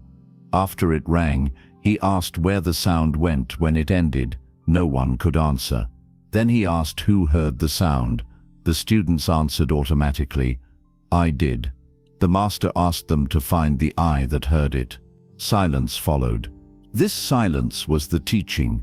Experience does not require a center to occur. Hearing happens, seeing happens, thinking happens. But the belief that there is a separate entity orchestrating all of this is an add-on, not a necessity. Overthinking is the activity of that imagined center trying to justify its existence. When you think excessively, you are not solving problems. You are reinforcing the sense that there must be someone inside who constantly evaluates, predicts, corrects, and prepares. The moment that belief loosens, thinking loses its urgency. It still appears when useful, but it no longer dominates. This is why earlier lessons focused on non-response, surrender, cessation, and non-interference. They were not techniques to quiet the mind. They were ways of removing fuel from the idea of a central controller. At this stage, something subtle but decisive changes. You stop relating to thoughts as personal messages. They appear more like weather passing through a landscape, sometimes heavy, sometimes light, sometimes loud, sometimes quiet, but never owned. You may notice that thinking still happens in practical situations, planning a journey, solving a work problem, communicating something clearly, but the thinking ends when the task ends. It does not bleed into identity. It does not replay itself endlessly. It does not demand attention outside its usefulness. This is the difference between functional thinking and overthinking. One serves life, the other serves the illusion of self-management. Another story tells of a monk asked why he did not seem troubled by his thoughts. He replied that thoughts came and went like guests, but he no longer mistook them for the owner of the house. He allowed them to pass through without rearranging his life around them. Most people rearrange their entire inner world around transient thoughts. When the self is decentered, responsibility changes form. It becomes situational rather than personal. You respond to what is in front of you because response is appropriate, not because you are trying to secure your identity. Action becomes cleaner. Regret becomes lighter. Fear becomes informational rather than paralyzing. You no longer ask, "What does this say about me?" You ask, "What is needed now?" And sometimes the answer is nothing. This is where overthinking finally collapses, because overthinking requires constant self-reference. It needs a story about who you are, what you should be, and how things should unfold for that story to remain coherent. When that story loses centrality, the mind has nothing left to protect. Life continues exactly as before, but without the extra burden of self-narration. You still experience pleasure and pain, success and failure, attachment and loss. But these experiences are no longer framed as threats to an inner controller. They are simply events within a larger flow. Buddhism describes this not as detachment from life, but as intimacy with it. When you stop centering yourself, you actually meet experience more directly. There is less commentary, less resistance, less distortion. People often misunderstand this stage and assume it leads to passivity or apathy. The opposite is true. When action is not tangled in self-protection, it becomes more decisive. When speech is not tangled in self-image, it becomes more honest. When rest is not tangled in guilt, it becomes deeper. Another important shift happens here. You stop trying to complete yourself. Overthinking often hides behind the belief that something is missing, some insight, some healing, some final resolution. Buddhism reveals that this sense of incompletion was created by the self model itself. When the self is no longer centered, the feeling of deficiency dissolves naturally. You do not feel complete in a dramatic way.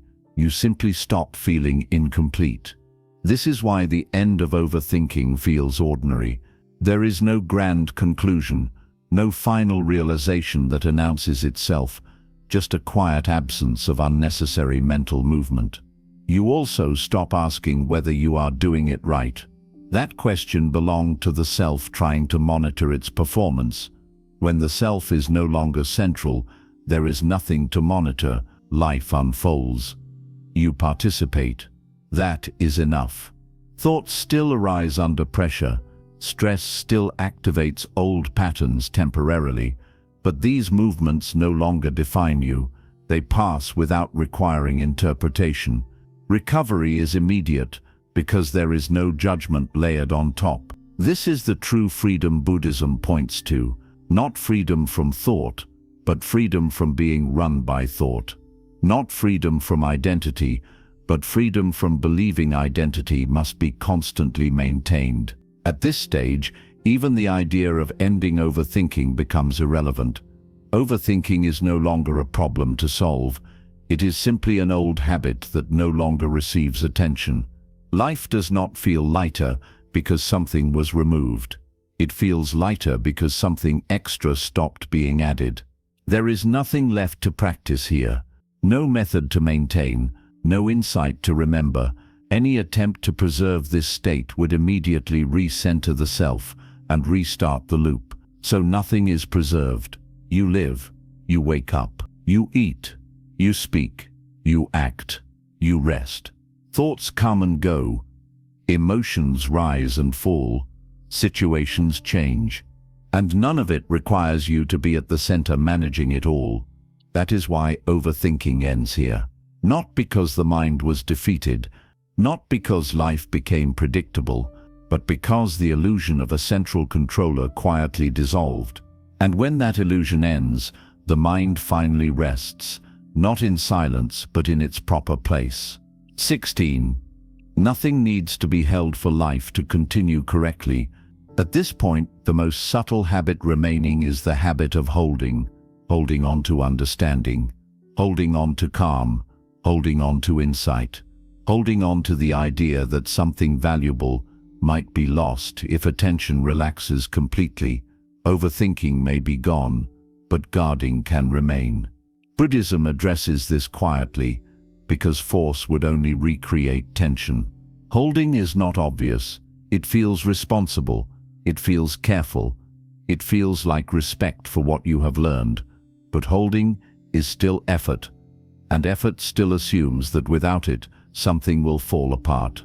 Life does not require being held. Everything that functions in you already knows how to function without supervision. Breath adjusts itself. Balance corrects itself. Emotions rise and fall. Attention moves naturally to what matters. Even wisdom appears without being summoned. The belief that you must maintain these processes is a leftover from the illusion of control. A Zen master once said that people do not suffer because they cling strongly, but because they cling unnecessarily. They grip what does not need to be held. When overthinking ruled the mind, holding felt essential. You held on to plans to feel safe. You held on to explanations to feel stable. You held on to identities to feel real. When those structures loosened, the habit of holding itself remained, quietly looking for something new to grip. This is why some people feel subtle tension even after deep clarity. They are not thinking excessively, but they are still monitoring, watching, checking, making sure they are still here. That checking is the last echo of self-centeredness. Buddhism does not tell you to drop this holding intentionally. That would only be another form of effort. It simply invites you to notice that nothing collapses when holding relaxes. When you stop holding your breath, breathing continues. When you stop holding a thought, awareness remains. When you stop holding an identity, functioning does not stop. This realization cannot be forced. It arrives when you notice that life continues smoothly, even when you forget yourself for a moment. Those moments already happen, while absorbed in a task, while listening deeply, while walking, while resting. In those moments there is no one holding anything together, and yet everything works. That is the evidence.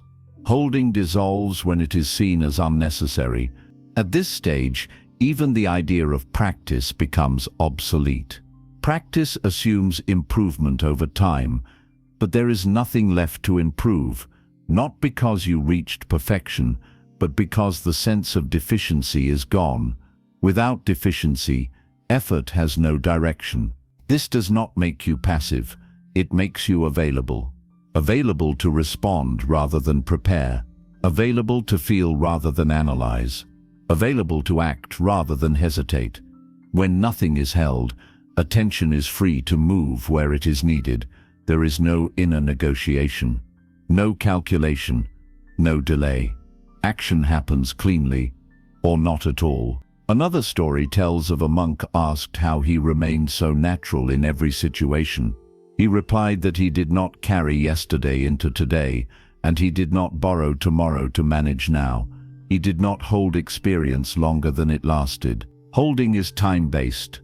Life is immediate. Overthinking lived in time. It replayed the past and rehearsed the future. Letting go brought attention back to the present, but holding tries to freeze the present itself. It tries to keep clarity from moving.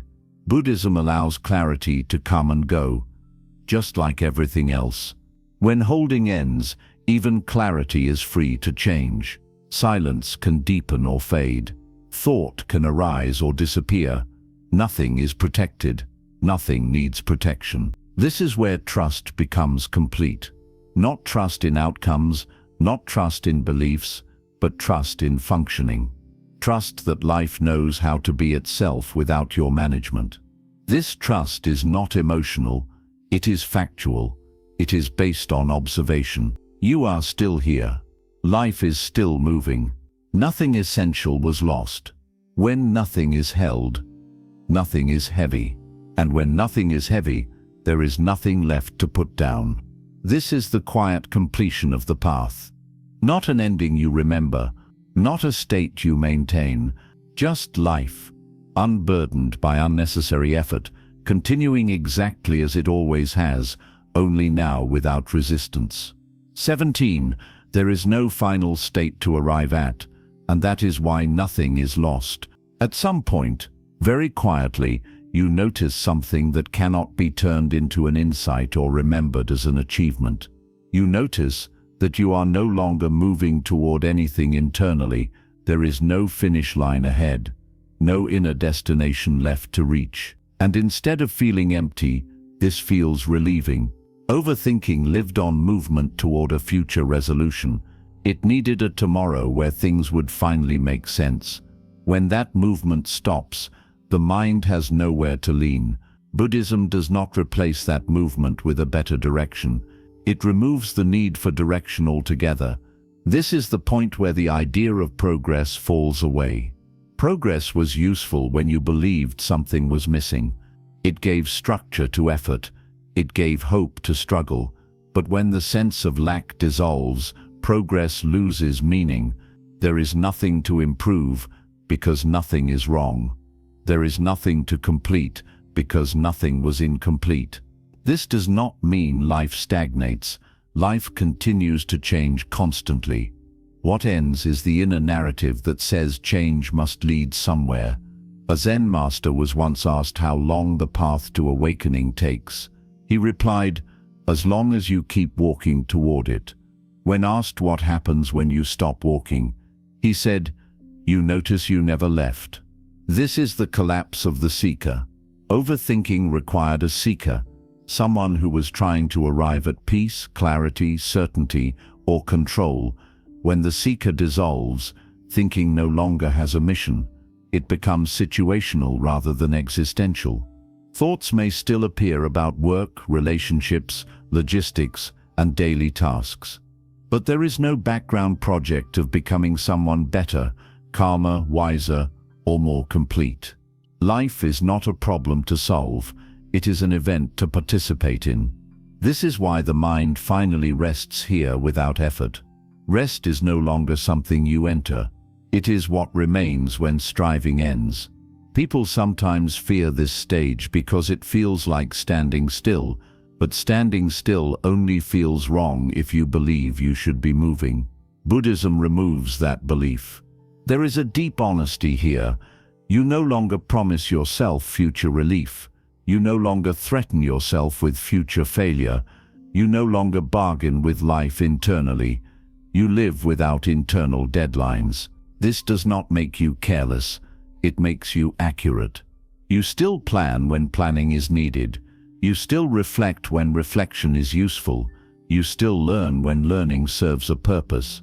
But none of this is done to secure an identity or reach a final condition. It is done because the moment calls for it. Another subtle shift happens. You stop comparing your inner state to others. Comparison required a scale and a destination. Without a destination, comparison loses relevance. Other people's confusion does not threaten you. Other people's clarity does not impress you. Everyone is simply where they are. This is why compassion deepens here naturally, not as a moral practice, but as a result of no longer needing to be ahead, above, or finished. You see struggle without judgment, because you are no longer trying to escape it yourself. At this stage, even silence stops being special. Silence and sound are equal. Movement and stillness are equal. Thought and non-thought are equal. None of them define you. This is not indifference. It is balance without preference. Overthinking cannot survive without preference. It needs things to be better, worse, safer, clearer, or resolved. When preference relaxes, thinking loses momentum. You may still experience moments of confusion or emotional turbulence. They are not failures. They are movements within life. They pass without leaving residue because there is no story built around them. The final misunderstanding that dissolves here is the belief that freedom must feel extraordinary. Buddhism never promised extraordinary. It promised ordinary without friction. You wake up, you engage, you respond, you rest. And none of it requires explanation. There is no final state to arrive at because life is not a project. The mind wanted an endpoint so it could stop working. Buddhism shows that the work itself was unnecessary. When that is seen clearly, nothing dramatic happens, nothing ends, nothing begins. Only this continues. And that is why nothing is lost. 18. Meaning stops being a question when you stop demanding one. For most of your life, meaning was something you chased. You asked what things meant, what experiences were for, what suffering was teaching you, what direction your life was supposed to take. Overthinking fed on these questions because they made the mind feel important. If something had meaning, then it had to be interpreted. If it had to be interpreted, then someone had to interpret it. Buddhism gently removes this burden. It does not say, life has no meaning. It says meaning is not something you are required to extract. Meaning appears naturally when experience is met directly, and it disappears when experience is over. Trying to hold on to meaning longer than the moment lasts is another form of attachment. Overthinking often disguises itself as a search for meaning. You replay events asking what they say about you. You analyze suffering to justify it. You imagine futures to make the present feel purposeful. None of this brings clarity. It delays contact. A Zen teacher once said that a flower does not bloom to mean something. It blooms because blooming is what happens. When you see it, the experience is complete. No explanation is required. When the demand for meaning relaxes, life feels lighter. Events no longer need to justify themselves. Joy does not need to be explained. Pain does not need to be redeemed immediately. Moments are allowed to be what they are, and then end. This is difficult for the mind because meaning gave it relevance. If nothing needs interpretation, the interpreter loses its job. At this stage, you notice that many of your deepest moments in life were meaningful precisely because you were not analyzing them. Presence itself carried significance. Thinking came later and often distorted it. Buddhism does not encourage nihilism. It encourages immediacy. Meaning is not removed. It is localized. It belongs to the moment, not to the narrative you build afterward. When you stop demanding meaning, you stop overthinking the past. You allow events to settle without turning them into lessons you must carry forever. You stop mining pain for insight. You let pain end when it ends. This also changes how you relate to the future. You stop asking what your life is supposed to become. You stop measuring your progress against imagined destinies. You respond to what is in front of you rather than chasing symbolic fulfillment. A monk was once asked what the purpose of meditation was. He replied that meditation had no purpose. It was simply sitting. The questioner was disappointed. The monk explained that disappointment came from expecting sitting to be something other than sitting. Overthinking arises when you expect experience to be more than experience. When meaning stops being a question, the mind relaxes deeply. There is no longer a pressure to extract value from every moment. Ordinary life becomes sufficient. Washing dishes is washing dishes. Walking is walking. Speaking is speaking. None of it needs to point elsewhere. This is where people often feel a quiet joy that does not announce itself. It is not excitement. It is not happiness in the usual sense. It is the absence of dissatisfaction. You also stop fearing wasted time. Overthinking often worries that moments are being misused. When meaning is not demanded, time is simply lived.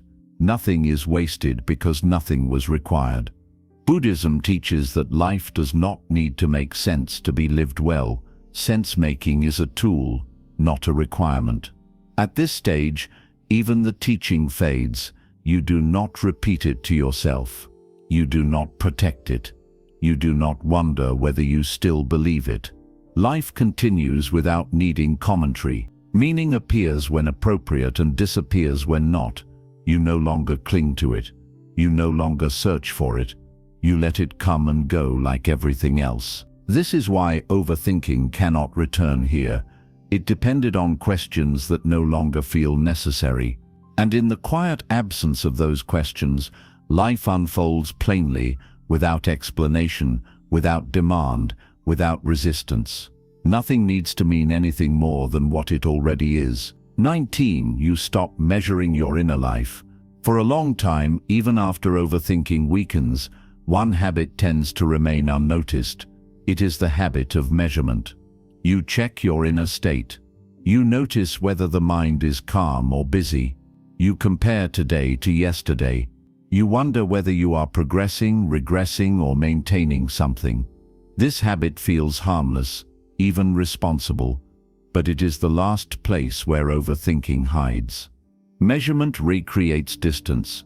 The moment you measure your inner life, you step outside of it. You turn experience into an object and yourself into an evaluator. Buddhism points out that this split is unnecessary. Experience does not need to be assessed in order to be lived. Overthinking thrived on comparison. It compared what you felt to what you thought you should feel. It compared your clarity to an imagined ideal. It compared this moment to a better or worse one. Even when the noise fades, comparison can continue quietly, keeping a subtle tension alive. A Zen teacher once told his student that as long as he was checking whether he was at peace, he was not at peace. The student was confused and asked how he would know if peace was present. The teacher replied that peace does not announce itself and does not require recognition. The need to know is already disturbance. Measurement turns peace into a task. When you stop measuring, something relaxes deeply. There is no internal scoreboard, no mental commentary saying this is good, this is bad, this is better than before. Experience unfolds without being framed as success or failure. This does not make you unconscious. It makes you intimate with what is happening. You are no longer standing outside your life evaluating it. You are inside it participating. Buddhism teaches that the moment you stop measuring, effort becomes appropriate rather than excessive. You act when action is needed and rest when rest is needed. You do not overcorrect because there is nothing to correct. You do not overanalyze because there is nothing to analyze. Measurement also feeds subtle fear, fear of slipping back, fear of losing clarity, fear of becoming that person again. When you stop measuring, these fears lose their reference point. There is no baseline to fall from. This is where confidence becomes quiet and unshakable. Not confidence in yourself as a person, but confidence in functioning. Confidence that if thinking arises, it can be allowed. If confusion arises, it can be met. If peace arises, it can pass without being clung to. A monk was once asked how he maintained balance. He replied that he did not maintain it. He allowed imbalance to correct itself. The body already knows how to regain balance when interference stops. The same is true of the mind. When measurement ends, you no longer ask whether you are living correctly. That question belonged to the evaluator. Without the evaluator, life does not feel like a performance. It feels like movement. You also stop narrating your inner life to yourself. Narration was a form of measurement, a way of keeping track. When narration ends, silence deepens not as a state, but as a background.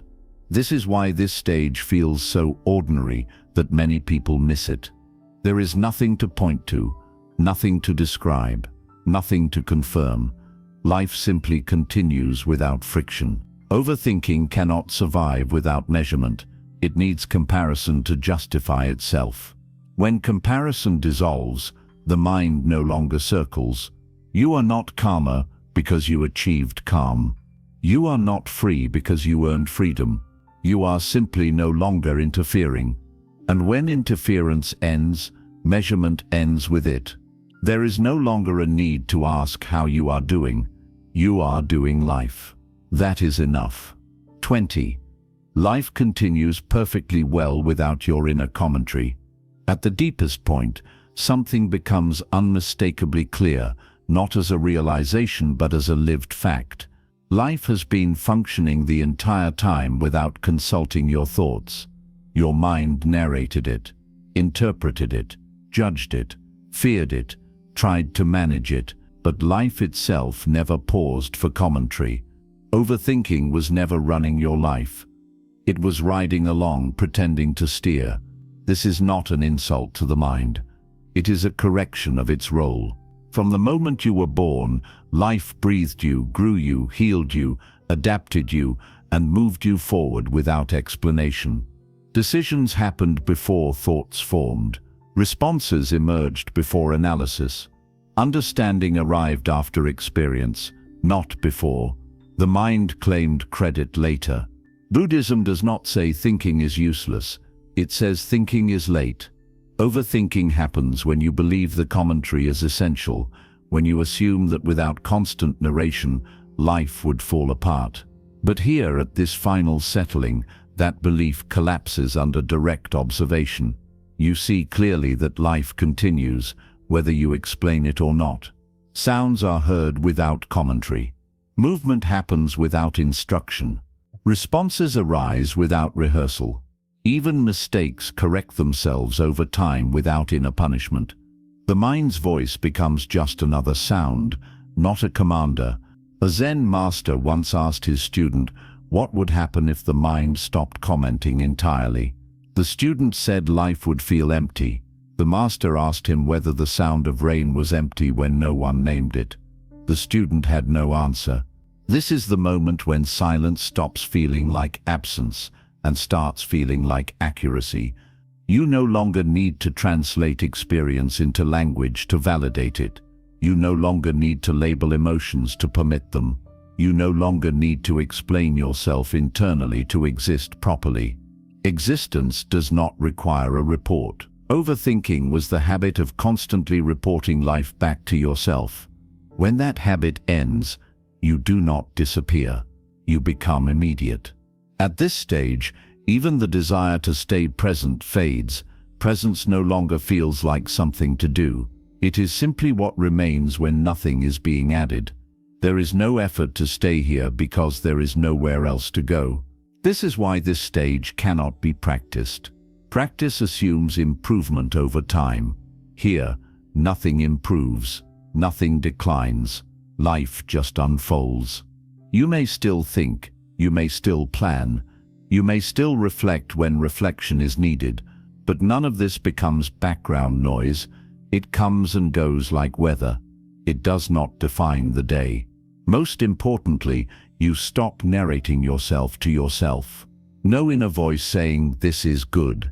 No inner voice saying, "This is bad." No inner voice saying, "This means something about me." Just experience happening, complete in itself. This is where effort ends naturally. Not because you decided to stop, but because there is no longer a reason to continue. The mind recognizes finally that it does not need to supervise reality. You trust movement without explanation. You trust rest without justification. You trust silence without fear. And this trust is not emotional or spiritual, it is observational. You see that nothing breaks when commentary stops. Life becomes lighter not because it is easier, but because nothing extra is being carried. There is no grand conclusion here, no insight to remember, no teaching to repeat. Even this lesson fades. That is how you know it is complete. Overthinking ends not with understanding, but with irrelevance.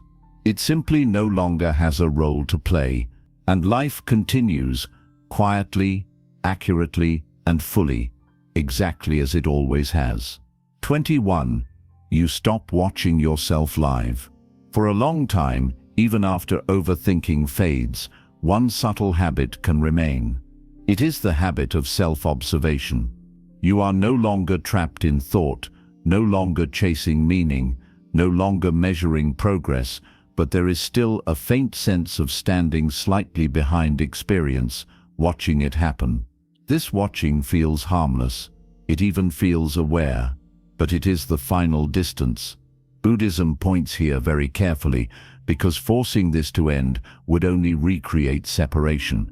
The watching ends only when it is seen as unnecessary. Watching yourself live is still a form of control. It is awareness turned inward unnecessarily. It is the last echo of the idea that experience needs supervision to be valid. As long as there is someone watching, there is still a subtle center. Earlier, the mind narrated life, then it evaluated life, then it measured life. Now it simply watches life, but life has never required an audience. A Zen master once asked his student, "When you walk, who is watching the walking?" The student said, "I am." The master asked, "Then who is walking?" The student could not answer. The master said that walking does not need a witness to occur. This is not about losing awareness. It is about awareness no longer folding back on itself. When watching relaxes, experience becomes immediate again. There is no sense of being slightly outside, observing from a distance. Sound is just sound. Movement is just movement.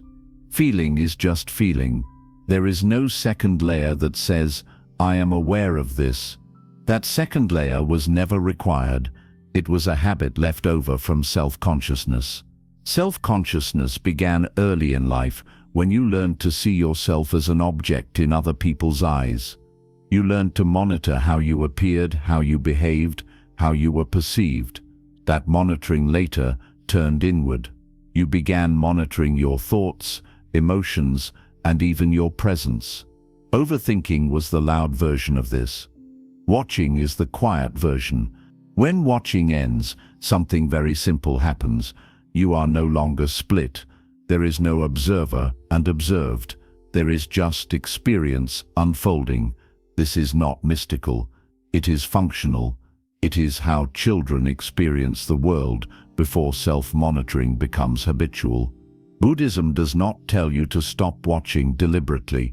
That would create another watcher. It simply allows watching to fall away when it is no longer needed. You may notice moments when this already happens, when you are absorbed in an activity, when you are listening deeply, when you are moved emotionally, when you are resting fully. In those moments, there is no one watching the moment. The moment is complete by itself. Those moments were never special states. They were glimpses of natural functioning. At this stage, even awareness stops being something you think about. There is no pride in being present, no concern about losing presence, no attempt to stay grounded. Groundedness is not maintained. It is default. This is where effort ends entirely, not because effort was wrong, but because it is no longer relevant. Nothing needs correction. Nothing needs observation. Nothing needs improvement. Life is not being done by you, nor watched by you. It is happening. This is why this lesson feels almost invisible. There is nothing to point to, nothing to remember, nothing to apply. The habit simply fades. You do not say, "I am no longer watching myself," that would already be watching. You simply stop noticing that you ever were. And with that, even the subtlest trace of overthinking dissolves, not as a victory, not as an insight, but as a forgotten behavior. Life continues, unobserved, unmeasured, uncorrected, complete in its own movement. There is nothing left to do, nothing left to stop, nothing left to understand.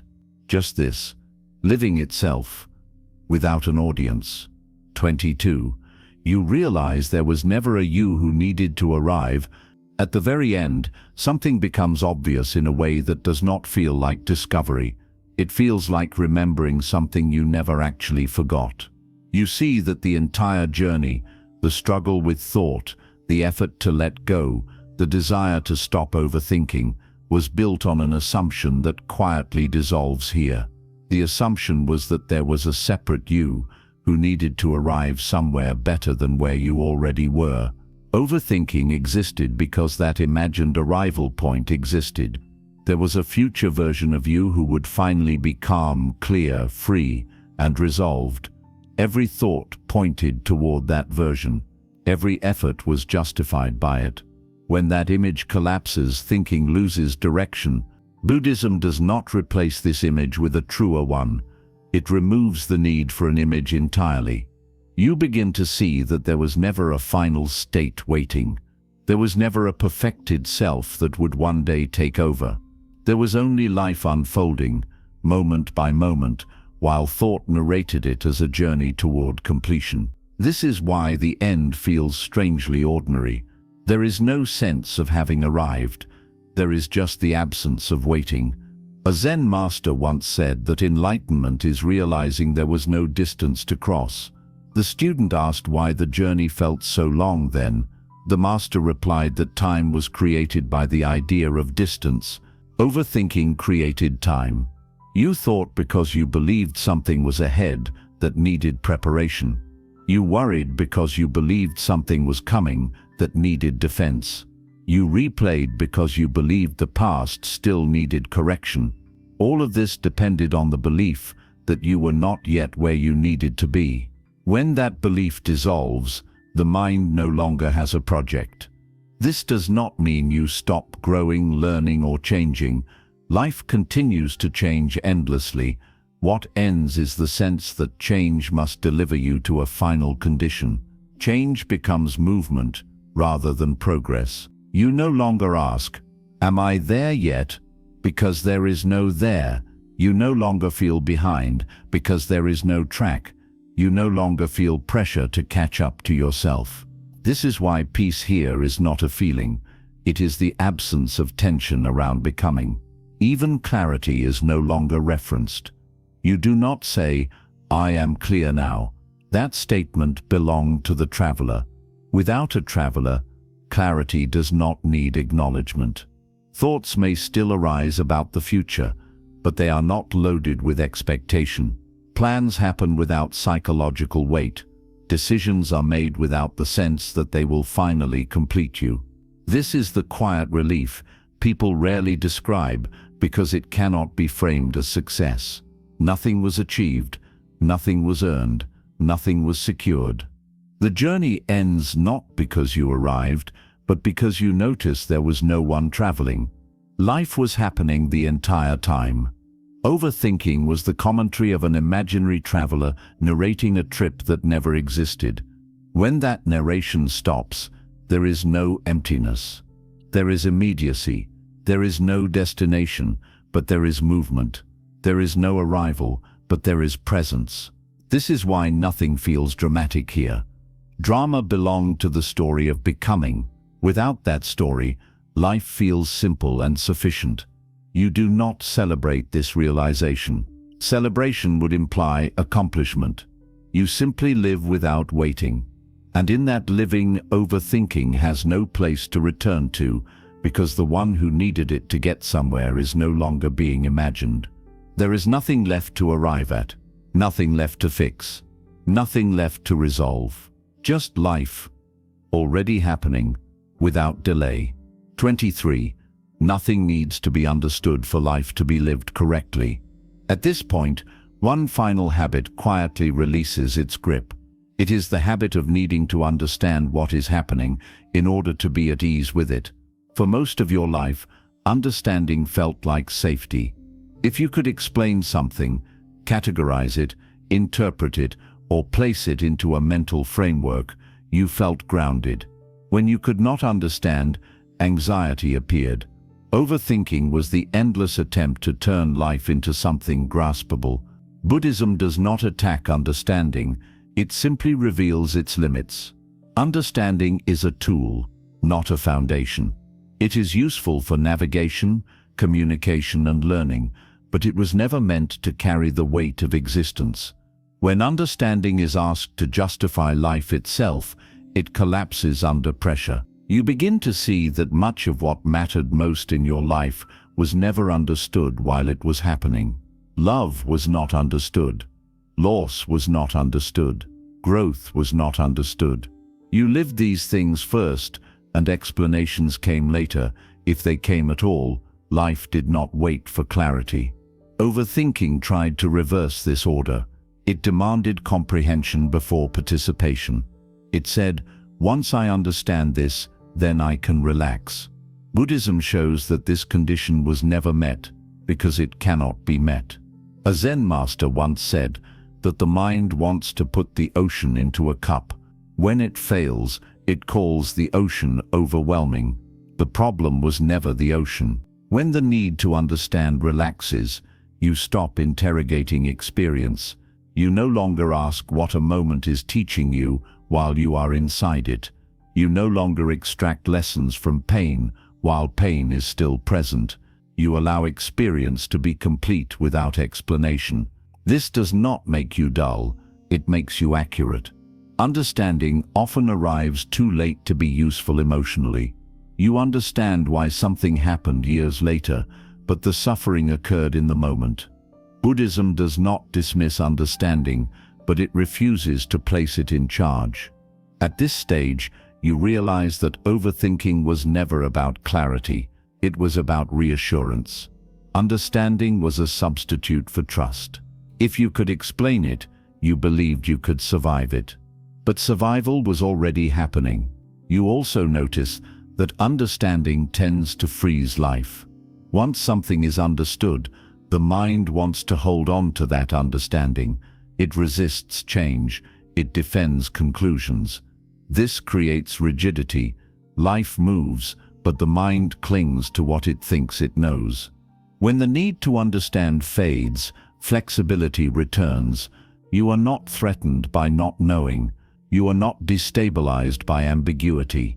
You do not rush to conclusions to feel secure. A monk was once asked how he lived without answers. He replied that answers close questions, but life keeps asking. He preferred to stay open. This openness is not confusion. It is availability. You stop demanding coherence from everything.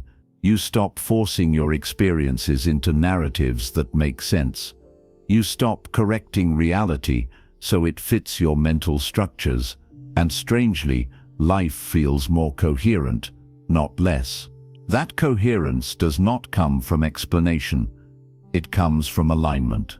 When you are no longer fighting what is happening, understanding becomes optional rather than urgent. It comes when useful and leaves when not. It no longer governs your peace. This is why silence deepens here. Not because thought stopped, but because thought lost its authority.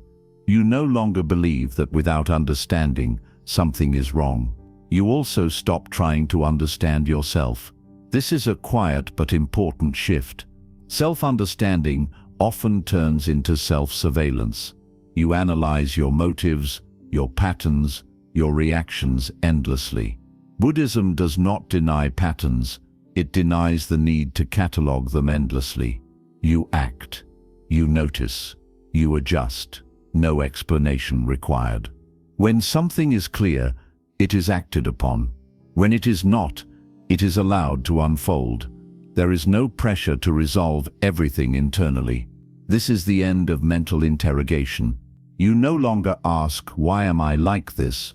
You no longer ask, "What does this mean?" You no longer ask, "What is the lesson?"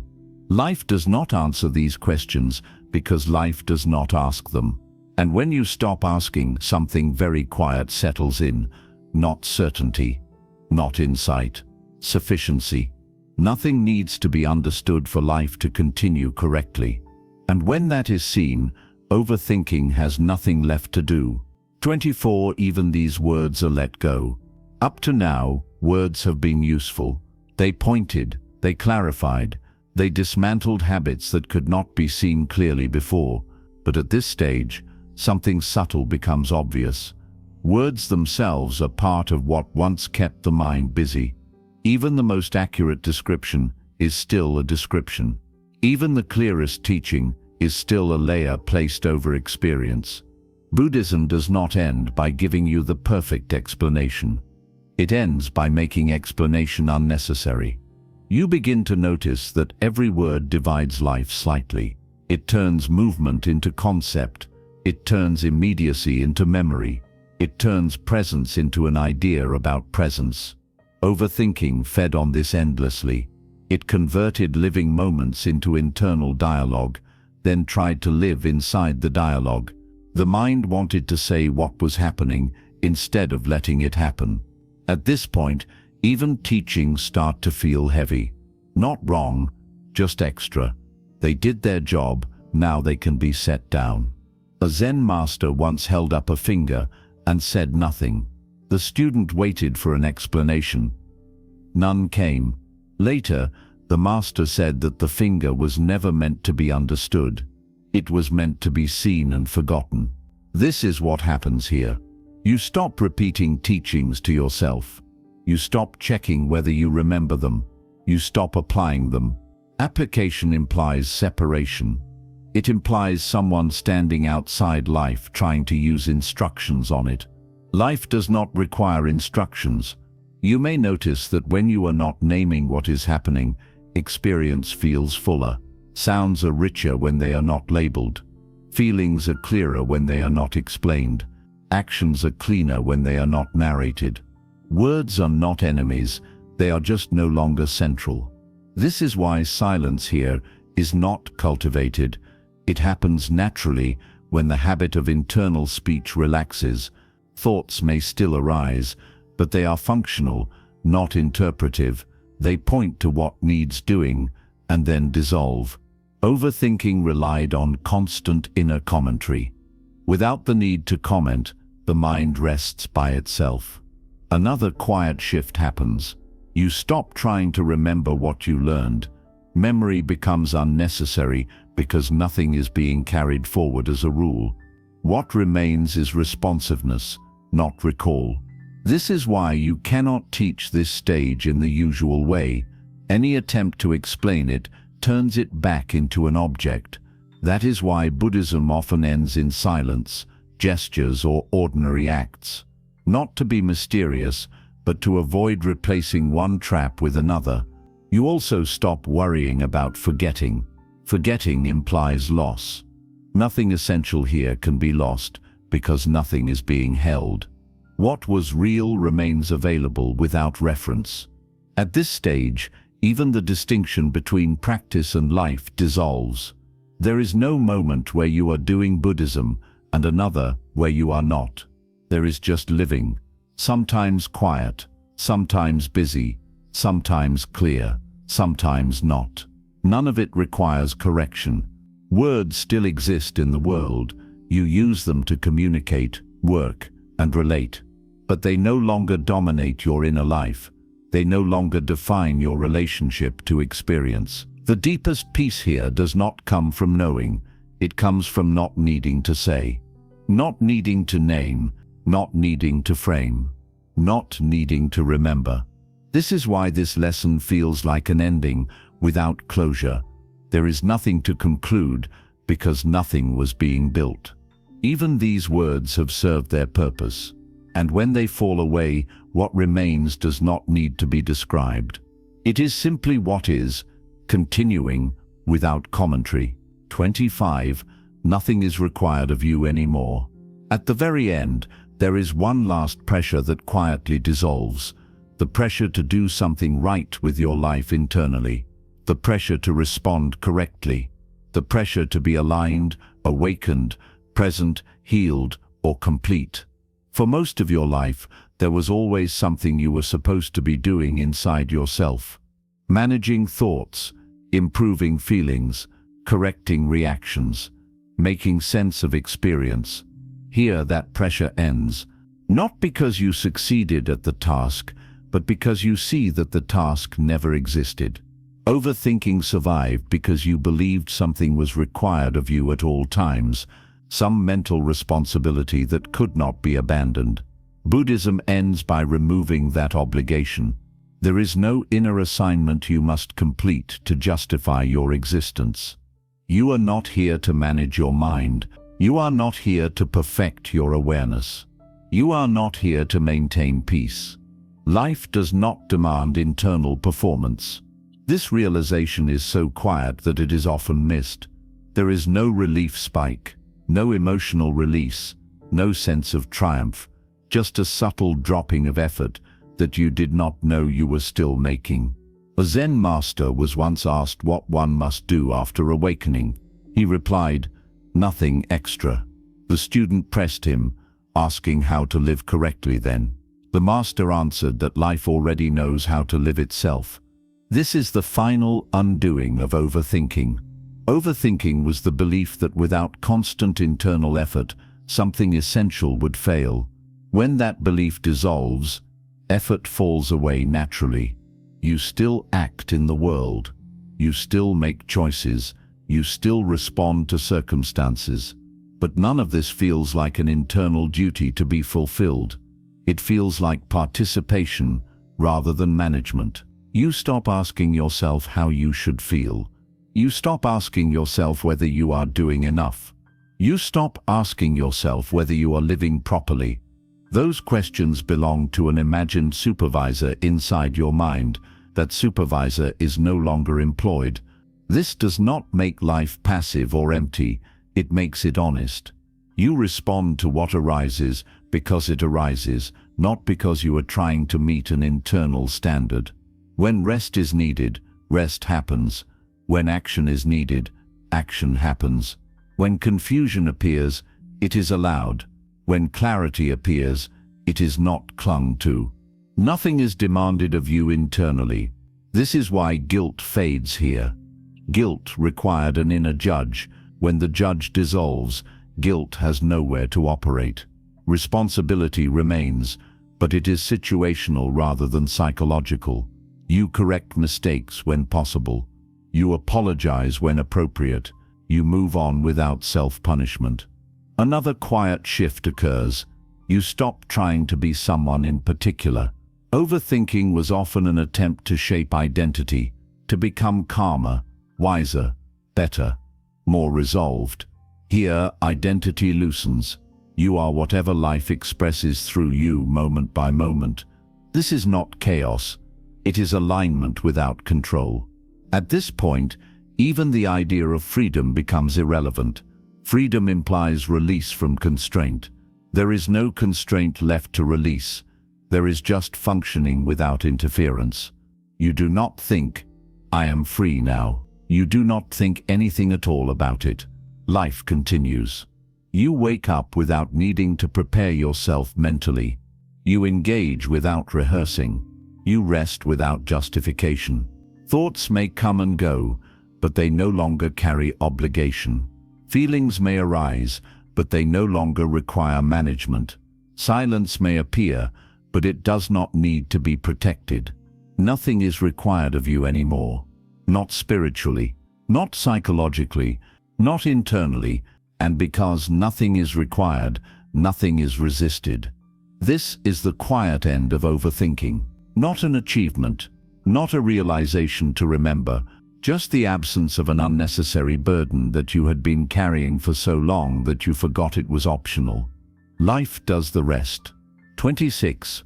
You meet the ordinary, and it is enough. The search ends here, not with a revelation, but with a quiet settling into what has always been true. You realize you have been circling an ordinary reality, trying to turn it into something else, something special, something meaningful, something that would finally satisfy the mind's endless questioning. Overthinking was that circling. It was the refusal to land in the plain, unadorned simplicity of being here. Buddhism does not end with a grand truth. It ends with the ordinary being enough. The ordinary breath, the ordinary sound, the ordinary sight, the ordinary feeling of the body sitting, walking, resting, no hidden meaning, no symbolic importance. Just this, exactly as it is. A Zen master was once asked what the greatest teaching was. He said, "When hungry, eat, when tired, sleep." The student protested, saying, "Everyone does that." The master replied, "No. When they eat, they think of 100 things. When they sleep, they dream of 1,000. That is not eating. That is not sleeping." Overthinking was the 100 things, the 1,000 dreams. It was the refusal to let the ordinary be sufficient. When you finally stop refusing, something very simple happens. Life becomes direct. Not better, not worse, not more spiritual. Direct. Experience is no longer filtered through a mental commentary about what it should be. It is met as it is. And in that meeting, a quiet sufficiency emerges that needs no explanation. This is where people often feel a subtle anticlimax. They expected fireworks, they expected permanent bliss, they expected to feel different. Instead, they feel normal. But this normal is not the old normal burdened by mental noise. It is a normal stripped of unnecessary interpretation. It is life without the extra layer of self-referential thought. You begin to notice that the most peaceful moments in your life were always the most ordinary. A quiet morning, a walk without destination, a conversation without agenda, a meal tasted fully. In those moments, the mind was not absent, but it was not in charge. It was a participant, not a commentator. Buddhism points to this participation as the natural state. Overthinking was the aberration. At this stage, you stop trying to make your life into a teaching. You stop looking for signs that you are awake. You stop monitoring your reactions for evidence of progress. All of that was the mind trying to turn presence into a project. When the project ends, presence remains, unnoticed, because it is not being sought. A monk was once asked how he spent his day. He said, "I fetch water, I chop wood, I eat, I sleep." The questioner, disappointed, said, "But that sits what everyone does." The monk smiled. "No, when I fetch water, I fetch water." This is the complete integration. There is no separation between the person and the action. No inner split. No one watching the chopping. Just chopping. Overthinking was the split. It was the watcher commenting on the wood, the arm, the past, the future, the worthiness of the task. When the split heals, action becomes whole, and in that wholeness, thinking finds its rightful place, a tool used when needed, then set down. You also realize that the ordinary contains everything you were ever looking for, not because it is magical, but because it is real. The search for enlightenment, peace, or ultimate meaning was often a search for an extraordinary state that would make the ordinary bearable. But the ordinary was never the problem. Your resistance to it was. When resistance ends, the ordinary becomes vibrant, not with added meaning, but with its own suchness. The color of the wall is enough. The sound of traffic is enough. The feeling of the chair beneath you is enough. They do not need to point anywhere else. They are complete in themselves. This sufficiency is not a feeling of contentment. It is the absence of the demand for more, the mind's endless what if, and if only, quiet down not because they are answered, but because they are seen as echoes of a demand that no longer makes sense. Here, even gratitude becomes unnecessary. Gratitude often implies a comparison, a recognition that things could be worse. When the ordinary is enough, there is no comparison. Things are as they are. No mental addition is required. This is the most subtle release of all, the release of the need to improve your experience of the present moment. Overthinking was fundamentally an attempt at improvement. It tried to fix the past, secure the future, and correct the present. When that effort ceases, the present is allowed to be, flaws and all, without mental correction. And a strange thing happens. Without the mental correction, many of the flaws cease to be problems. They are simply aspects of the current landscape. A pain in the body is just a sensation. A difficult emotion is just energy moving. An unresolved situation is just a set of conditions. They are not good or bad until the mind labels them. When labeling stops, experience becomes lighter. You stop telling yourself stories about your life. The story of your progress, your healing, your journey, your purpose. All of that was narrative. It was the mind's attempt to create coherence across time. But life's coherence is not narrative. It is organic. It is the coherence of a tree growing, of a river flowing. It does not need to be explained to be valid. When you drop the story, you are left with the actual substance of your life, sensations, perceptions, actions, relationships, all unfolding in real time. This substance does not require a plot. It is enough to be experienced. This is why silence deepens here. Not the silence of an empty mind, but the silence of a mind that has stopped narrating. Thoughts may come, but they are like birds passing through the sky. They do not write their names on it. You also notice that much of your suffering was not caused by life, but by the story you told about life. The story of how things should be, how you should be, how others should be. When the story ends, the suffering it created often ends with it. What remains is the direct experience, which is almost always manageable. A teacher once said, "You are not afraid of the dark. You are afraid of the stories you tell yourself about the dark." Overthinking was the storytelling.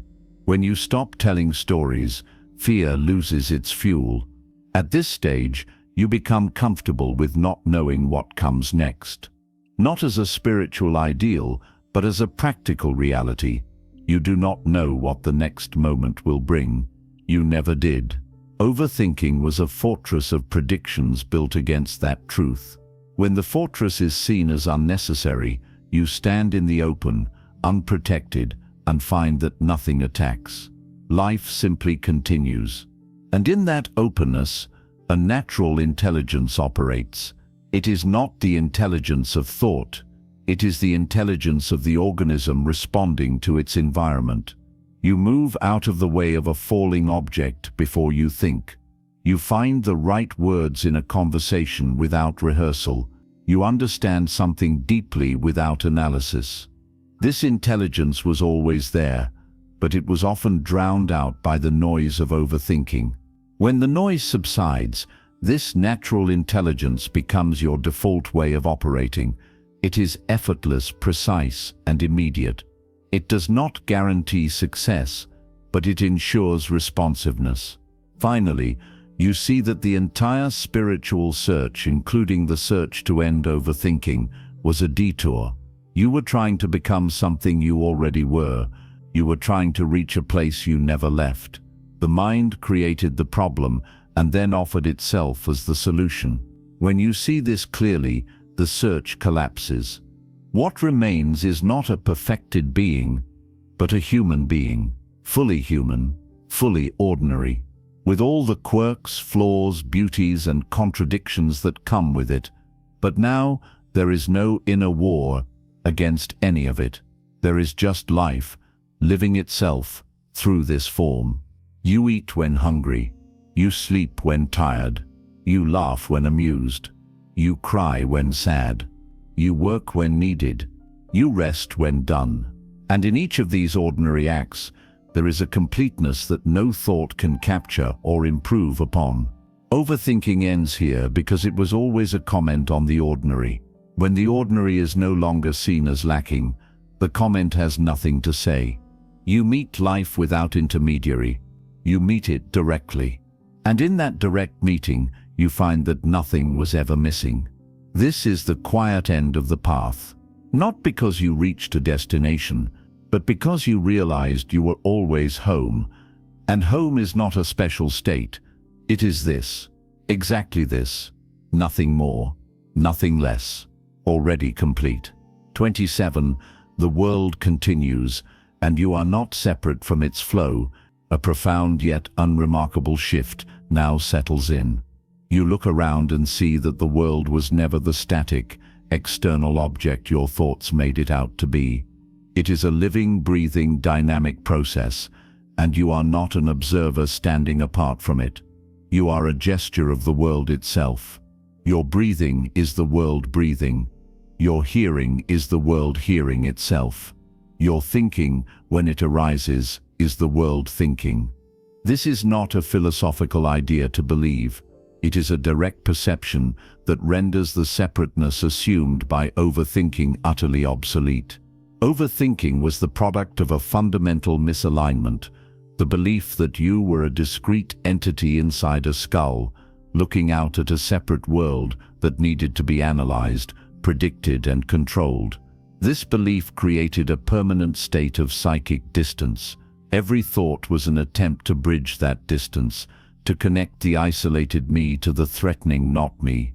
It was exhausting because the gap was an illusion. You were never separate. Buddhism calls this anatta, not self. It is not a nihilistic denial of your existence, but a clear seeing that what you call you is a temporary flowing pattern within a larger field of intelligence. Like a whirlpool in a river, it has a recognizable form and function, but it is not separate from the river. It is the river, whirling. To think of the whirlpool as a permanent, independent entity is to misunderstand water. When this is seen not intellectually but in the bones, the motivation for overthinking withers. Why would the whirlpool need to analyze the river? Why would it rehearse future currents or regret past eddies? It is the river's movement. Its intelligence is the river's intelligence. Its safety is the river's flow. The collapse of the inner headquarters. Before, your mind operated like a frantic command center. Data, sensations, perceptions, events streamed in.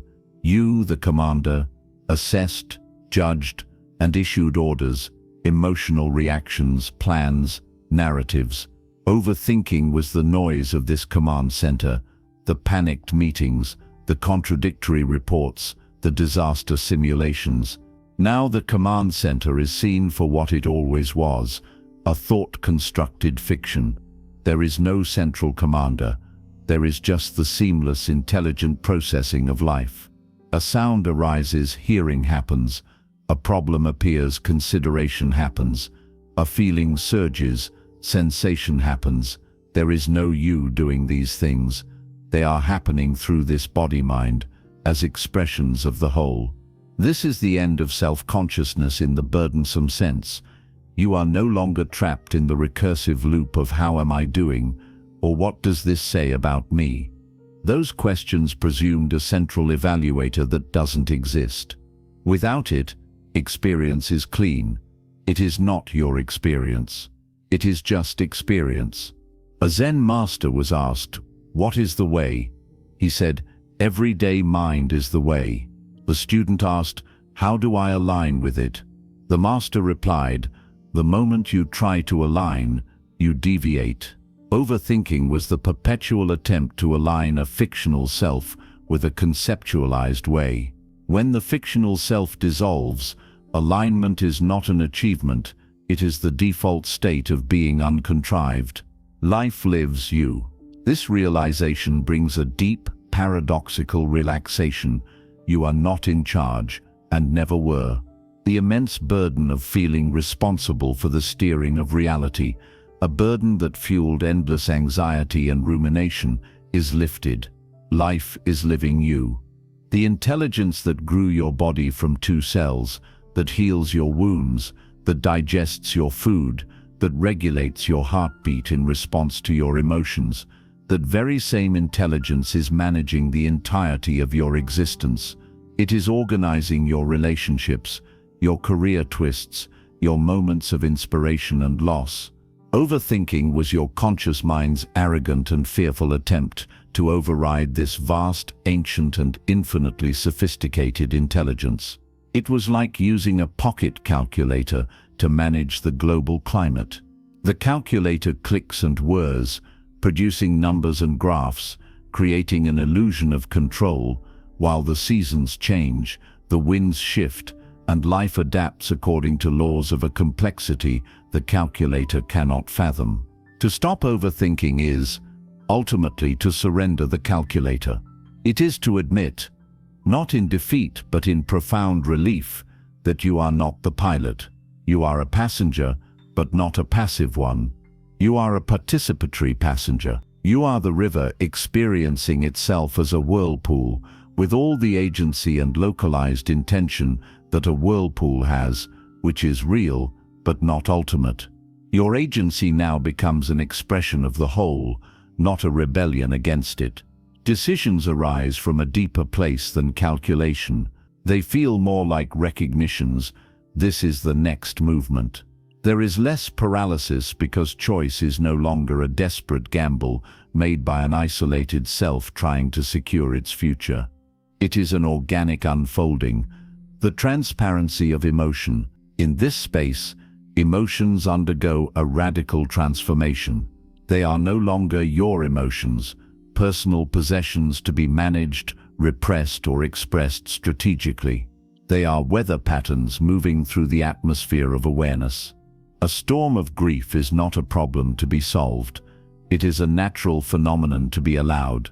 It comes, it rains, it passes, because you are no longer identifying as the isolated commander inside the storm. You do not panic. You are the open sky and the storm. The sky is not damaged by the weather. This means emotional pain, when it comes, is felt fully but cleanly. There is no secondary layer of, oh no, I'm feeling pain again. What's wrong with me?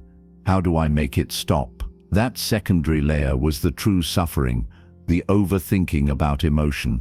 The raw emotion itself is pure energy. It has a beginning, a middle, and an end. When met without resistance, it completes its cycle and dissolves, often with surprising speed. Joy, too, becomes a free occurrence, not a goal to be clutched. It arises, sparkles, and fades, leaving no craving for its return. Life becomes richer because you are no longer comparing the present feeling to a memory or an ideal. Action without the actor. Work, creativity, and daily activity are liberated. Previously, action was tethered to a sense of I am the doer. This created pride, fear of failure, and exhaustion. My success, my failure, my effort.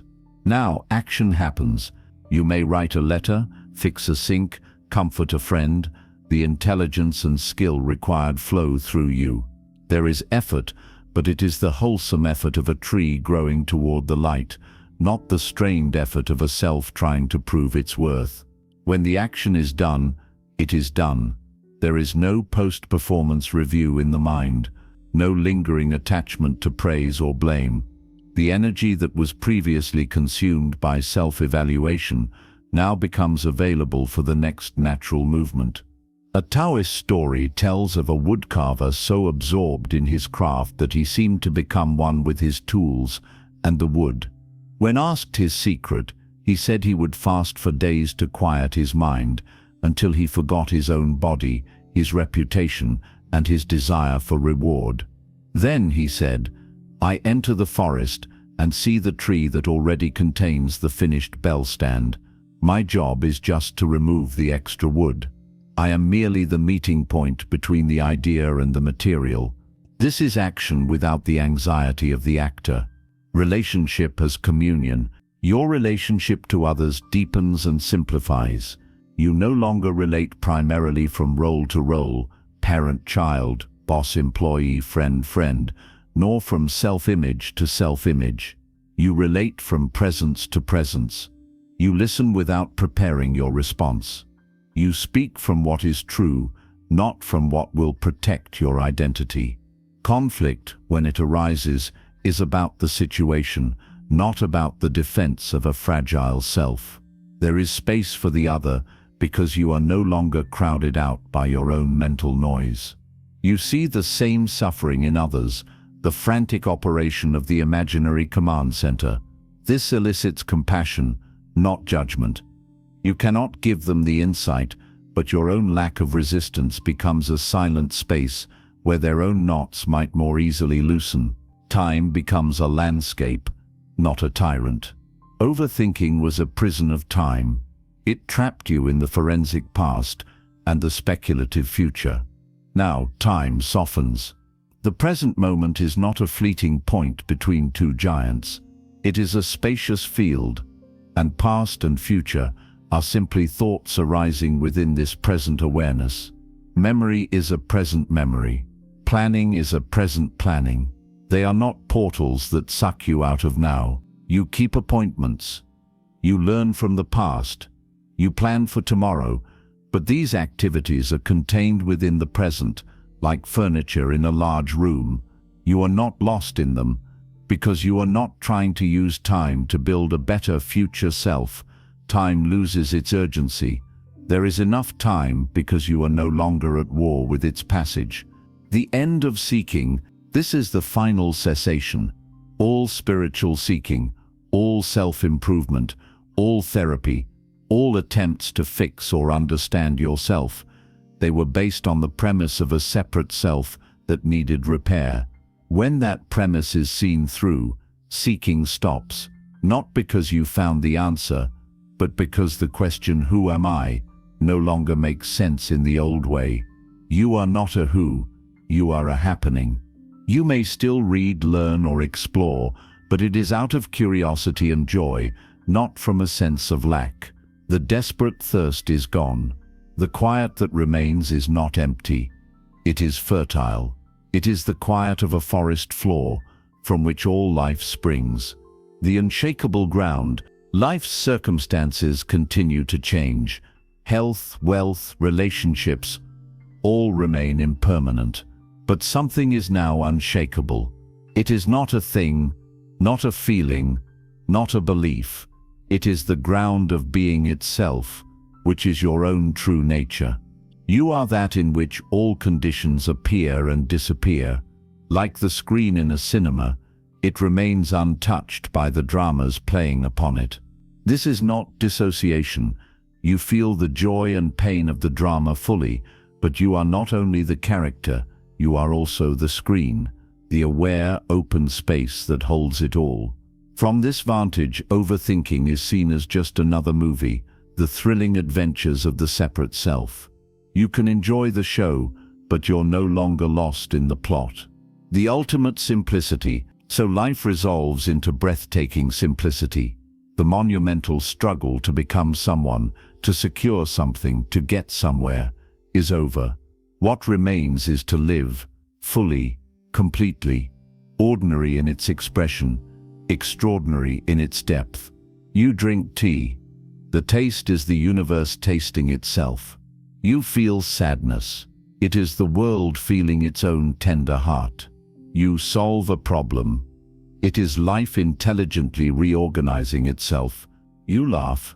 It is existence delighting in its own play.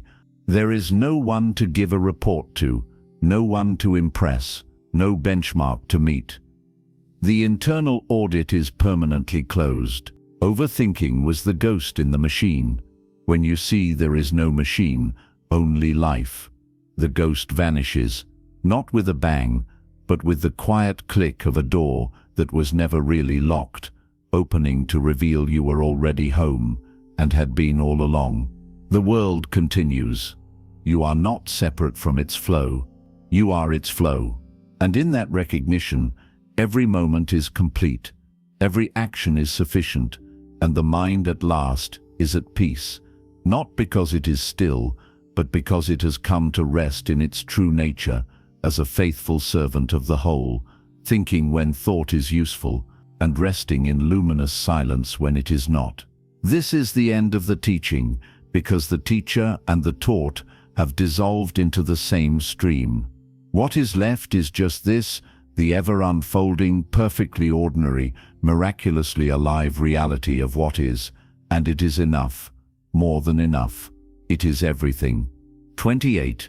The mind becomes a good neighbor, and life becomes a home. What remains is not a state of perfection, but a state of belonging.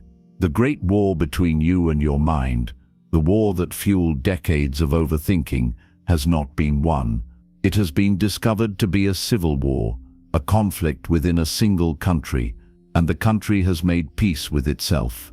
The mind is no longer an enemy, a tyrant, or a problem to be solved. It has become a good neighbor. It lives next door.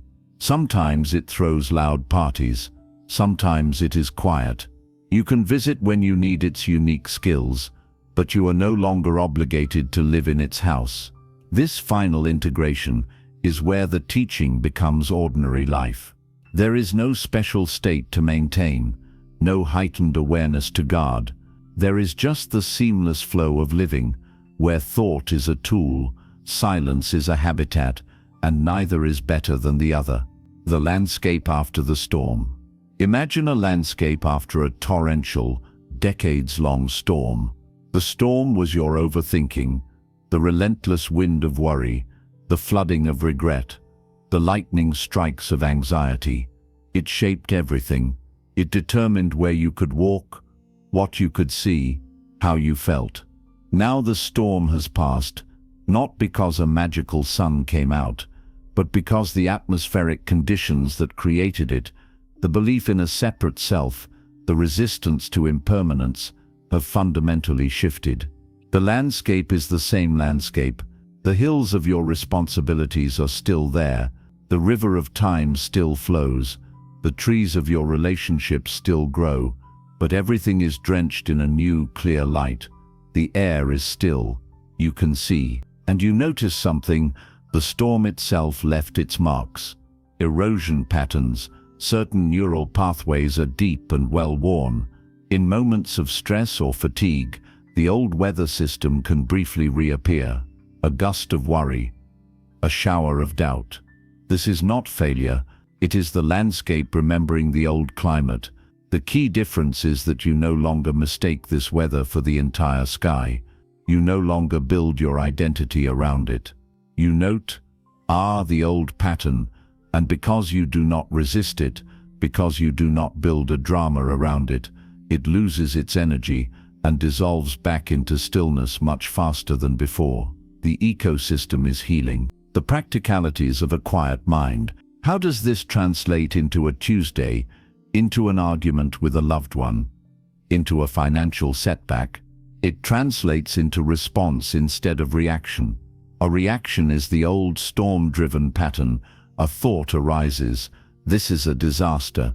It triggers a familiar emotional cascade, panic, which triggers a behavioral script, withdraw, blame, obsess. A response is what emerges from the quiet landscape. The same initial thought may arise, but it is seen instantly as a thought, a cloud, not the sky.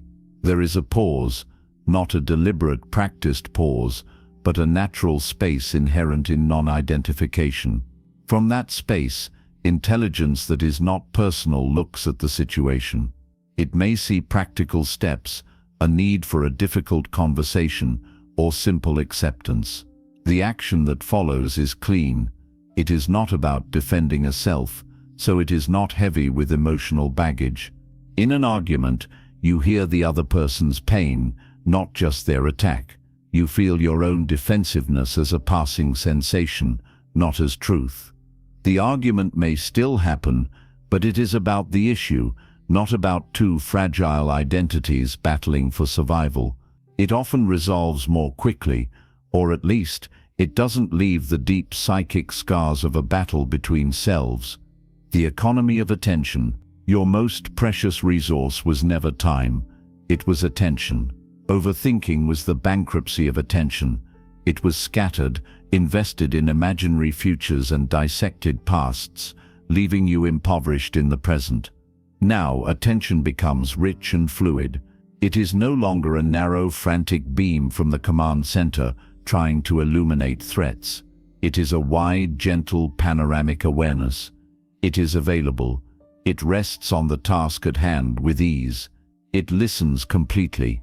It can be precise when needed, like a surgeon's light, but it is not strained, because it is not being constantly hijacked by inner commentary. You find you have more of it. You are less tired. Boredom disappears, because boredom was just the mind's complaint about not being stimulated by its own stories. In the quiet richness of direct perception, even washing dishes can be full of texture, sound, and presence. The death and rebirth of meaning. Previously, meaning was something you assigned. You looked at events and, like a judge, gave them a verdict. This is good. This is bad. This means I'm a failure. This proves I'm loved. This was the mind's attempt to create stability in a fluid universe. Now, meaning is something you discover, or more accurately, it reveals itself. It is not a verdict but a flavor, a nuance, a direction. It is intrinsic to the event itself, not a label pasted on it. The meaning of a loss may be its softening of your heart. The meaning of a success may be the confidence to be more generous. But this meaning isn't absolute or final. It is a momentary flowering within the process. You don't cling to it as a lesson to carry forever. You let it inform you, then let it go, leaving you wiser but not burdened. This makes life poignant, but not heavy. The poignancy comes from the direct perception of impermanence. The beauty of a sunset is inseparable from its fading. This used to cause sadness, a longing to hold on. Now, it evokes a deep, wordless appreciation, a participation in the cycle of arising and passing away. You are part of that cycle, not a spectator trying to stop it. The body as a friend. For years, the body was either ignored or treated as a problem, a source of fatigue, illness, or undesirable sensations that the mind had to manage. It was separate from you. In the integration, the body is rediscovered as the very ground of being. The mind quietens into the body. You don't have a body, you are a body-mind, a single intelligent organism. Sensations are no longer interruptions to your mental life. They are your life, speaking in a language older than words. A knot of anxiety in the stomach is felt fully as a pattern of energy, by feeling it completely, without the mental story. I am anxious, it is allowed to move and release. The body's wisdom becomes a trusted guide. It tells you when you're tired before your mind constructs a story of burnout. It tells you when you're hungry, lonely, or need to move. You learn to heed its whispers, so it never has to scream. The unfolding of compassion. As the inner conflict ceases, a natural, effortless compassion flows outward.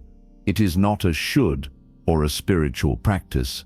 It is a simple recognition. When you see someone lost in anger, fear, or overthinking, you recognize the same storm that once raged in you. You see the ghost in their machine. This does not make you a savior.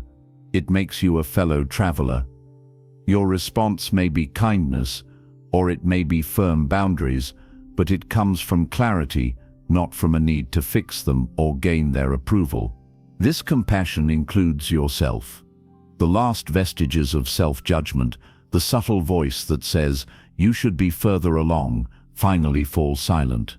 Why? Because there is no further along. There is only here, and here is acceptable. It is what is. This radical self-acceptance is not narcissism. It is the humility of no longer arguing with reality, including the reality of your own present moment being. The creative impulse unshackled. Creativity, whether in art, work, problem-solving, or conversation, was often stifled by overthinking. The inner critic was loud, the fear of irrelevance was paralyzing, the need for a perfect plan was inhibiting. Now, creativity springs forth like water from a clean source. It is not your creativity, it is life's creativity expressing itself through your unique constellation of experiences and talents. Because you are not identified with the outcome, there is less fear. You can play, you can experiment. You can write a bad paragraph, paint over it, take a wrong turn. It's all part of the exploration. The mind becomes a useful editor after the creative surge, not a paranoid censor before it. Work becomes play, duty becomes devotion to the act itself. The spiritual as the everyday. All concepts of the spiritual and the mundane dissolve. Folding laundry is not beneath meditation, it is a form of it, a practice in attentive, loving action. Paying bills is not separate from mindfulness, it is an opportunity to meet obligation with clarity and grace. There is no special part of life reserved for awareness. Awareness is the medium in which all of life swims. You stop doing spirituality. You are simply alive, and the aliveness itself is the spirituality. The sacred is not hidden within the ordinary. The ordinary, when met without mental interference, reveals itself to be sacred. A crack in the pavement, the steam from a coffee cup, the weariness in a colleague's eyes, all are seen with a clarity that feels like reverence. This is not a belief. It is a quality of perception that comes when the filter of self-concern is removed. The legacy of stillness. As you move through the world with this inner quiet, you leave a different kind of trace. Not the trace of drama, neediness, or intense personal impact, but the trace of presence. You become a space of peace in a chaotic room. People may not know why, but they feel calmer around you. Your relationships become less transactional and more authentic. You have less to prove, so you can listen. You are not easily offended, so you can be honest.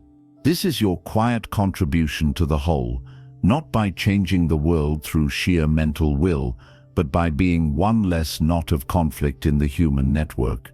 Your peace subtly, invisibly, makes peace more possible for others. The final understanding. There is no final understanding. This is the last secret, the final release. You realize that even this beautiful, quiet, integrated state is not permanent. It is not a finish line. Life is too alive to be frozen into any state, even one of peace. There will be days of cloudiness, of forgetfulness, of old shadows, but the difference is absolute. You will never again mistake the cloud for the fundamental nature of the sky. You will never again believe you are the shadow. The path does not end in a grand palace of enlightenment. It ends in a humble, comfortable cottage in the middle of the ordinary world. The cottage has windows clean enough to see clearly, a door that opens easily to life as it comes, and a profound warmth inside that comes from the simple fact of being undivided. You tend the garden, you welcome guests, you feel the rain and the sun.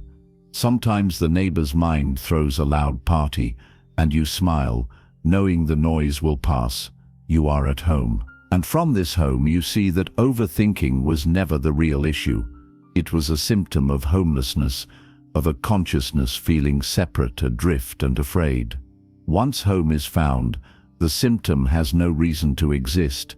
It may visit like an old habit, but it no longer lives here. So life continues, moment by moment, not as a problem to be solved by thinking, but as a mystery to be lived with an open heart. The mind, now a good neighbor and a faithful tool, rests when not needed, and works with efficiency and grace when called upon. And you, who are neither the mind nor its owner, are finally free, not to do anything in particular, but to be exactly, effortlessly, what you already are, awake, alive, and completely at home in the flowing, boundless miracle of this and this and this. 29. The universe inhales and you are the breath. What you have taken as the end was merely the horizon of a new continent. The peace, the quiet, the integration, they were not conclusions, but the dissolution of the container that had held your experience in a tight personal fist. Now, the fist opens, not to grasp something new, but to discover it was never closed. The sense of my peace, my awareness, my life gently evaporates, revealing a truth so immediate and vast that the mind, now a humble scribe, can only point in silent awe. This is not an attainment, it is a relinquishment of the last position. You are no longer in the universe, you are as the universe. The feeling is not of expansion, but of coming home to your actual size, which is no size at all. It is boundless. The separate self was a convincing local weather pattern. Now, you are the climate itself. And in this climate all things arise: thoughts, galaxies, sorrow, joy, birth, decay. The collapse of the witness. A subtle structure often remains even in deep peace: the witness, the silent observer who watches thoughts pass, emotions flow, and the world turn. It feels like progress. At least you are not lost in the drama. But Buddhism's final stroke is to see that even the witness is a subtle object, a refined position taken by consciousness. It is the last stand of separateness. Now, that too collapses. There is no one watching the breath. There is only breath. There is no one aware of the sunset. Awareness and sunset are one event. The subject-object split, the fundamental architecture of overthinking and all suffering, is seen through. It was a useful convention, a way for the universe to experience itself in duality. But it is not ultimate. You look at your hand. Before it was my hand, then in earlier stages it became the hand, an object of sensation. Now there is just handing, a fluid phenomenon of color, sensation, intelligence, and history appearing in the boundless field. The my is a story appended afterwards. In real-time experience, there is no owner. This is freedom not from the world, but as the world. Actions happen, but there is no actor behind them, only infinite causes and conditions converging in this form. Decisions arise with the same inevitability and rightness as a leaf turning toward the light. There is no longer a you to claim credit or shoulder blame. Life lives life. It is immensely responsible, yet utterly carefree. Time unravels into presence. Linear time, the tyrant that overthinking served, is revealed as a magnificent mental fiction. Past and future are seen as thoughts occurring now. They are not actual places. The past is a present moment memory trace. The future is a present moment projection. All there is this eternal, ever-fresh now. This is not a philosophical concept. It is the felt reality. When you look for yesterday, you find only a thought image arising now. When you anticipate tomorrow, you find only a feeling of anticipation happening now. The burden of time dissolves. Regret is impossible. It is just a current thought, blaming a past thought, both happening now. Anxiety about the future is impossible. It is just a current sensation meeting a current fantasy. In this timeless present, life is not a journey from birth to death. Birth and death are events within this present awareness. You were never born, and you will never die, in the way that the ocean is never created or destroyed, though waves constantly rise and fall. This is not a belief in reincarnation, but a direct perception of your true nature as the aware space in which the movie of a life is playing. The transparency of all phenomena, everything loses its solidity and becomes vibrantly, transparently alive. A table is no longer an inert object out there. It is a dancing field of energy, perception, color, and use, inseparable from the awareness perceiving it. The boundary between in here and out there melts. Perception is not something you do, it is something the whole does.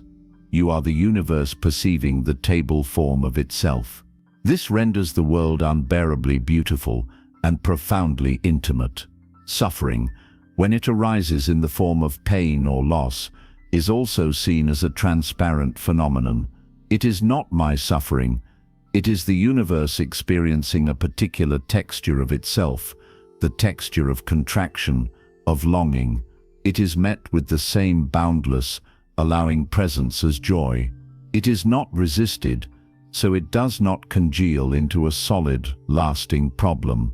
It arises, is felt fully as a movement of energy, and passes through the open sky of being. Love without an object. The love that now permeates existence is not personal. It is not for anyone or anything. It is the intrinsic warmth and connectivity of reality itself. It is the gravitational pull that holds atoms together, the tenderness of a mother animal for its young, the awe of a scientist before a mystery, the forgiveness that arises when you see another's pain as your own. It is the fundamental isness of things experienced as benevolence. You don't love people. You are the love in which the appearance of people arises. This means there is no dependency, no expectation, no fear of loss. Relationships become pure play, the universe communing with itself in fascinating, varied forms. You can engage with profound passion and commitment, but the ground of that engagement is freedom, not need. Action as spontaneous art. Action becomes flawless, not because it is always right, but because it is always authentic, a direct, unmediated expression of the whole. It is like the movement of a natural element. Water does not deliberate about how to flow. It follows the intelligence of gravity and terrain. Your actions now have that quality. They are responsive, appropriate, and often surprisingly creative because they are not limited by the small mind's calculations. You might find yourself saying exactly what someone needs to hear, or stumbling upon a solution to a problem that logic couldn't solve. This is not you being brilliant. It is the intelligence of life operating freely through an unblocked channel. The mind's role is to serve this intelligence with practical details, not to dictate strategy. The end of seeking, even for God. All spiritual seeking definitively ends. Even the search for God, for the absolute, for ultimate reality, is seen as a quaint and unnecessary game. Why seek what you already utterly are? The seeker was the only thing hiding the sought. The question, what is the meaning of it all, drops away not because it is answered, but because it is seen as a question asked by a part to understand the whole, an impossible task. The whole does not have a meaning that a part can comprehend. It simply is. And in that isness, there is a completeness that satisfies the deepest human longing without ever addressing it conceptually. You may still use the word God, but it becomes a synonym for this boundless, intelligent, loving awareness that you are. Prayer becomes silent communion, or simply gratitude without a receiver. Ritual becomes a celebration of the sacred ordinary. The humor of it all. A gentle cosmic humor often arises. The sheer ridiculousness of the human drama, the decades spent believing you were a separate, fragile self, fighting for survival in a hostile universe, becomes apparent. It is not a mocking laughter, but the affectionate laughter of one who has woken from a long, convoluted, and very serious dream. You see the same earnest suffering in others and smile with compassion, knowing the freedom that is already their core, awaiting discovery. This humor brings a profound lightness. Life's challenges are met with a kind of sober playfulness. You do what needs to be done, but you are not crushed by the weight of your own narrative about it. The Bodhisattva stead's breath, compassion as the function of emptiness. From this emptiness, this no separate self, compassion flows, not as a duty, but as its natural function. Just as the sun shines by its very nature, awareness, when unconfined, loves by its very nature. You see no essential difference between the one who suffers and the one who helps. It is all the one life rearranging itself into greater harmony. Your life may not change outwardly, You may still have your job, your routines, but the motivation is utterly transformed. You are not building a legacy, earning salvation, or proving your worth. You are simply participating in the universe's ongoing dance of awakening. You become a clear space through which grace can move into the world. Sometimes that grace looks like holding a door. Sometimes it looks like silent presence beside a dying friend. Sometimes it looks like creating a work of art that reminds others of beauty. The final surrender, even enlightenment, is let go. The ultimate spiritual pride is to cling to the state of enlightenment, to non-duality, to being awake. This too is a subtle trap. The final surrender is to let go of even this, to not claim any state, any realization, any special perspective, to be utterly ordinary, to be the fool who doesn't know anything special. In this you become truly invisible. There is no spiritual persona, you are just this. A human being eating cereal, feeling the breeze, getting annoyed in traffic, laughing at a joke. The sublime and the ridiculous coexist without conflict. The infinite is perfectly expressed in the finite. You are not a sage on a mountaintop. You are the mountaintop, the sage, the wind and the stone, all at once. The unbroken circle. So we end where we began, but without the seeking. We end with the ordinary moment. But now the ordinary moment is seen for what it is, a miraculous, unprecedented expression of the totality. You are not a wave in the ocean. You are not even the ocean. You are the wetness, the fundamental substance and quality that cannot be separated from either wave or ocean. The mind that once overthought is now quiet, not because it is suppressed, but because it has realized its true job to be a faithful servant to this immediacy, to think when thinking is useful, and to rest in wordless knowing when it is not. There is no path ahead because you are no longer walking. You are the ground on which all paths appear. There is no more to understand because you are the understanding. There is simply this, the universe, inhaling and exhaling. And you not as a person breathing, but as the breath itself. And in that breath, everything is included, nothing is excluded, and all is forever, irrevocably, home. The dialogue must end, not because the truth has been fully spoken, it cannot be, but because words, having served their purpose, now risk becoming another set of footprints in the sand, to be studied rather than the ocean itself. What began as an examination of overthinking has ended not with a technique, but with a disappearance. The problem wasn't the noise, it was the listener who believed they were separate from the sound. We dismantled the listener. We called it Buddhism for convenience, but it was never a philosophy to adopt. It was a mirror held up to the structure of suffering itself, and in that mirror, you did not see a new face. You saw the collapse of the one looking. You are now at the cliff's edge of understanding. Behind you lies the well-trodden land of the personal self, with its stories, its anxieties, its endless interior dialogue. Before you lies not an answer, but a vertiginous openness. It is the openness from which all questions arise and into which they dissolve. Do not step forward. There is no forward. Do not grasp this. There is no thing to hold. Simply recognize the ground on which you stand. It is not ground at all. It is the very awareness reading these words. It was present before the first thought of your day, and it will remain after the last. It is the constant amidst the variable, the silent space within which the entire symphony of your life, its joys, its heartaches, its triumphs, its mundane tasks, has always played. The mind may rush in one last time. It may whisper, yes, but how do I live this? What do I do tomorrow? That whisper is the final echo of the old dream. See it for what it is, a ghost asking for instructions on how to be alive. It needs no answer. Your life will live itself. Intelligence is not yours. It moves through you. Compassion is not yours. It flows from you. Action is not yours. It happens within you. You need not protect this peace. You need not cultivate this silence. You need not even remember it. For you are not the gardener of your being. You are the soil, the seed, the rain, and the ripening fruit. The season turns by itself. So let the book close. Let the teacher vanish.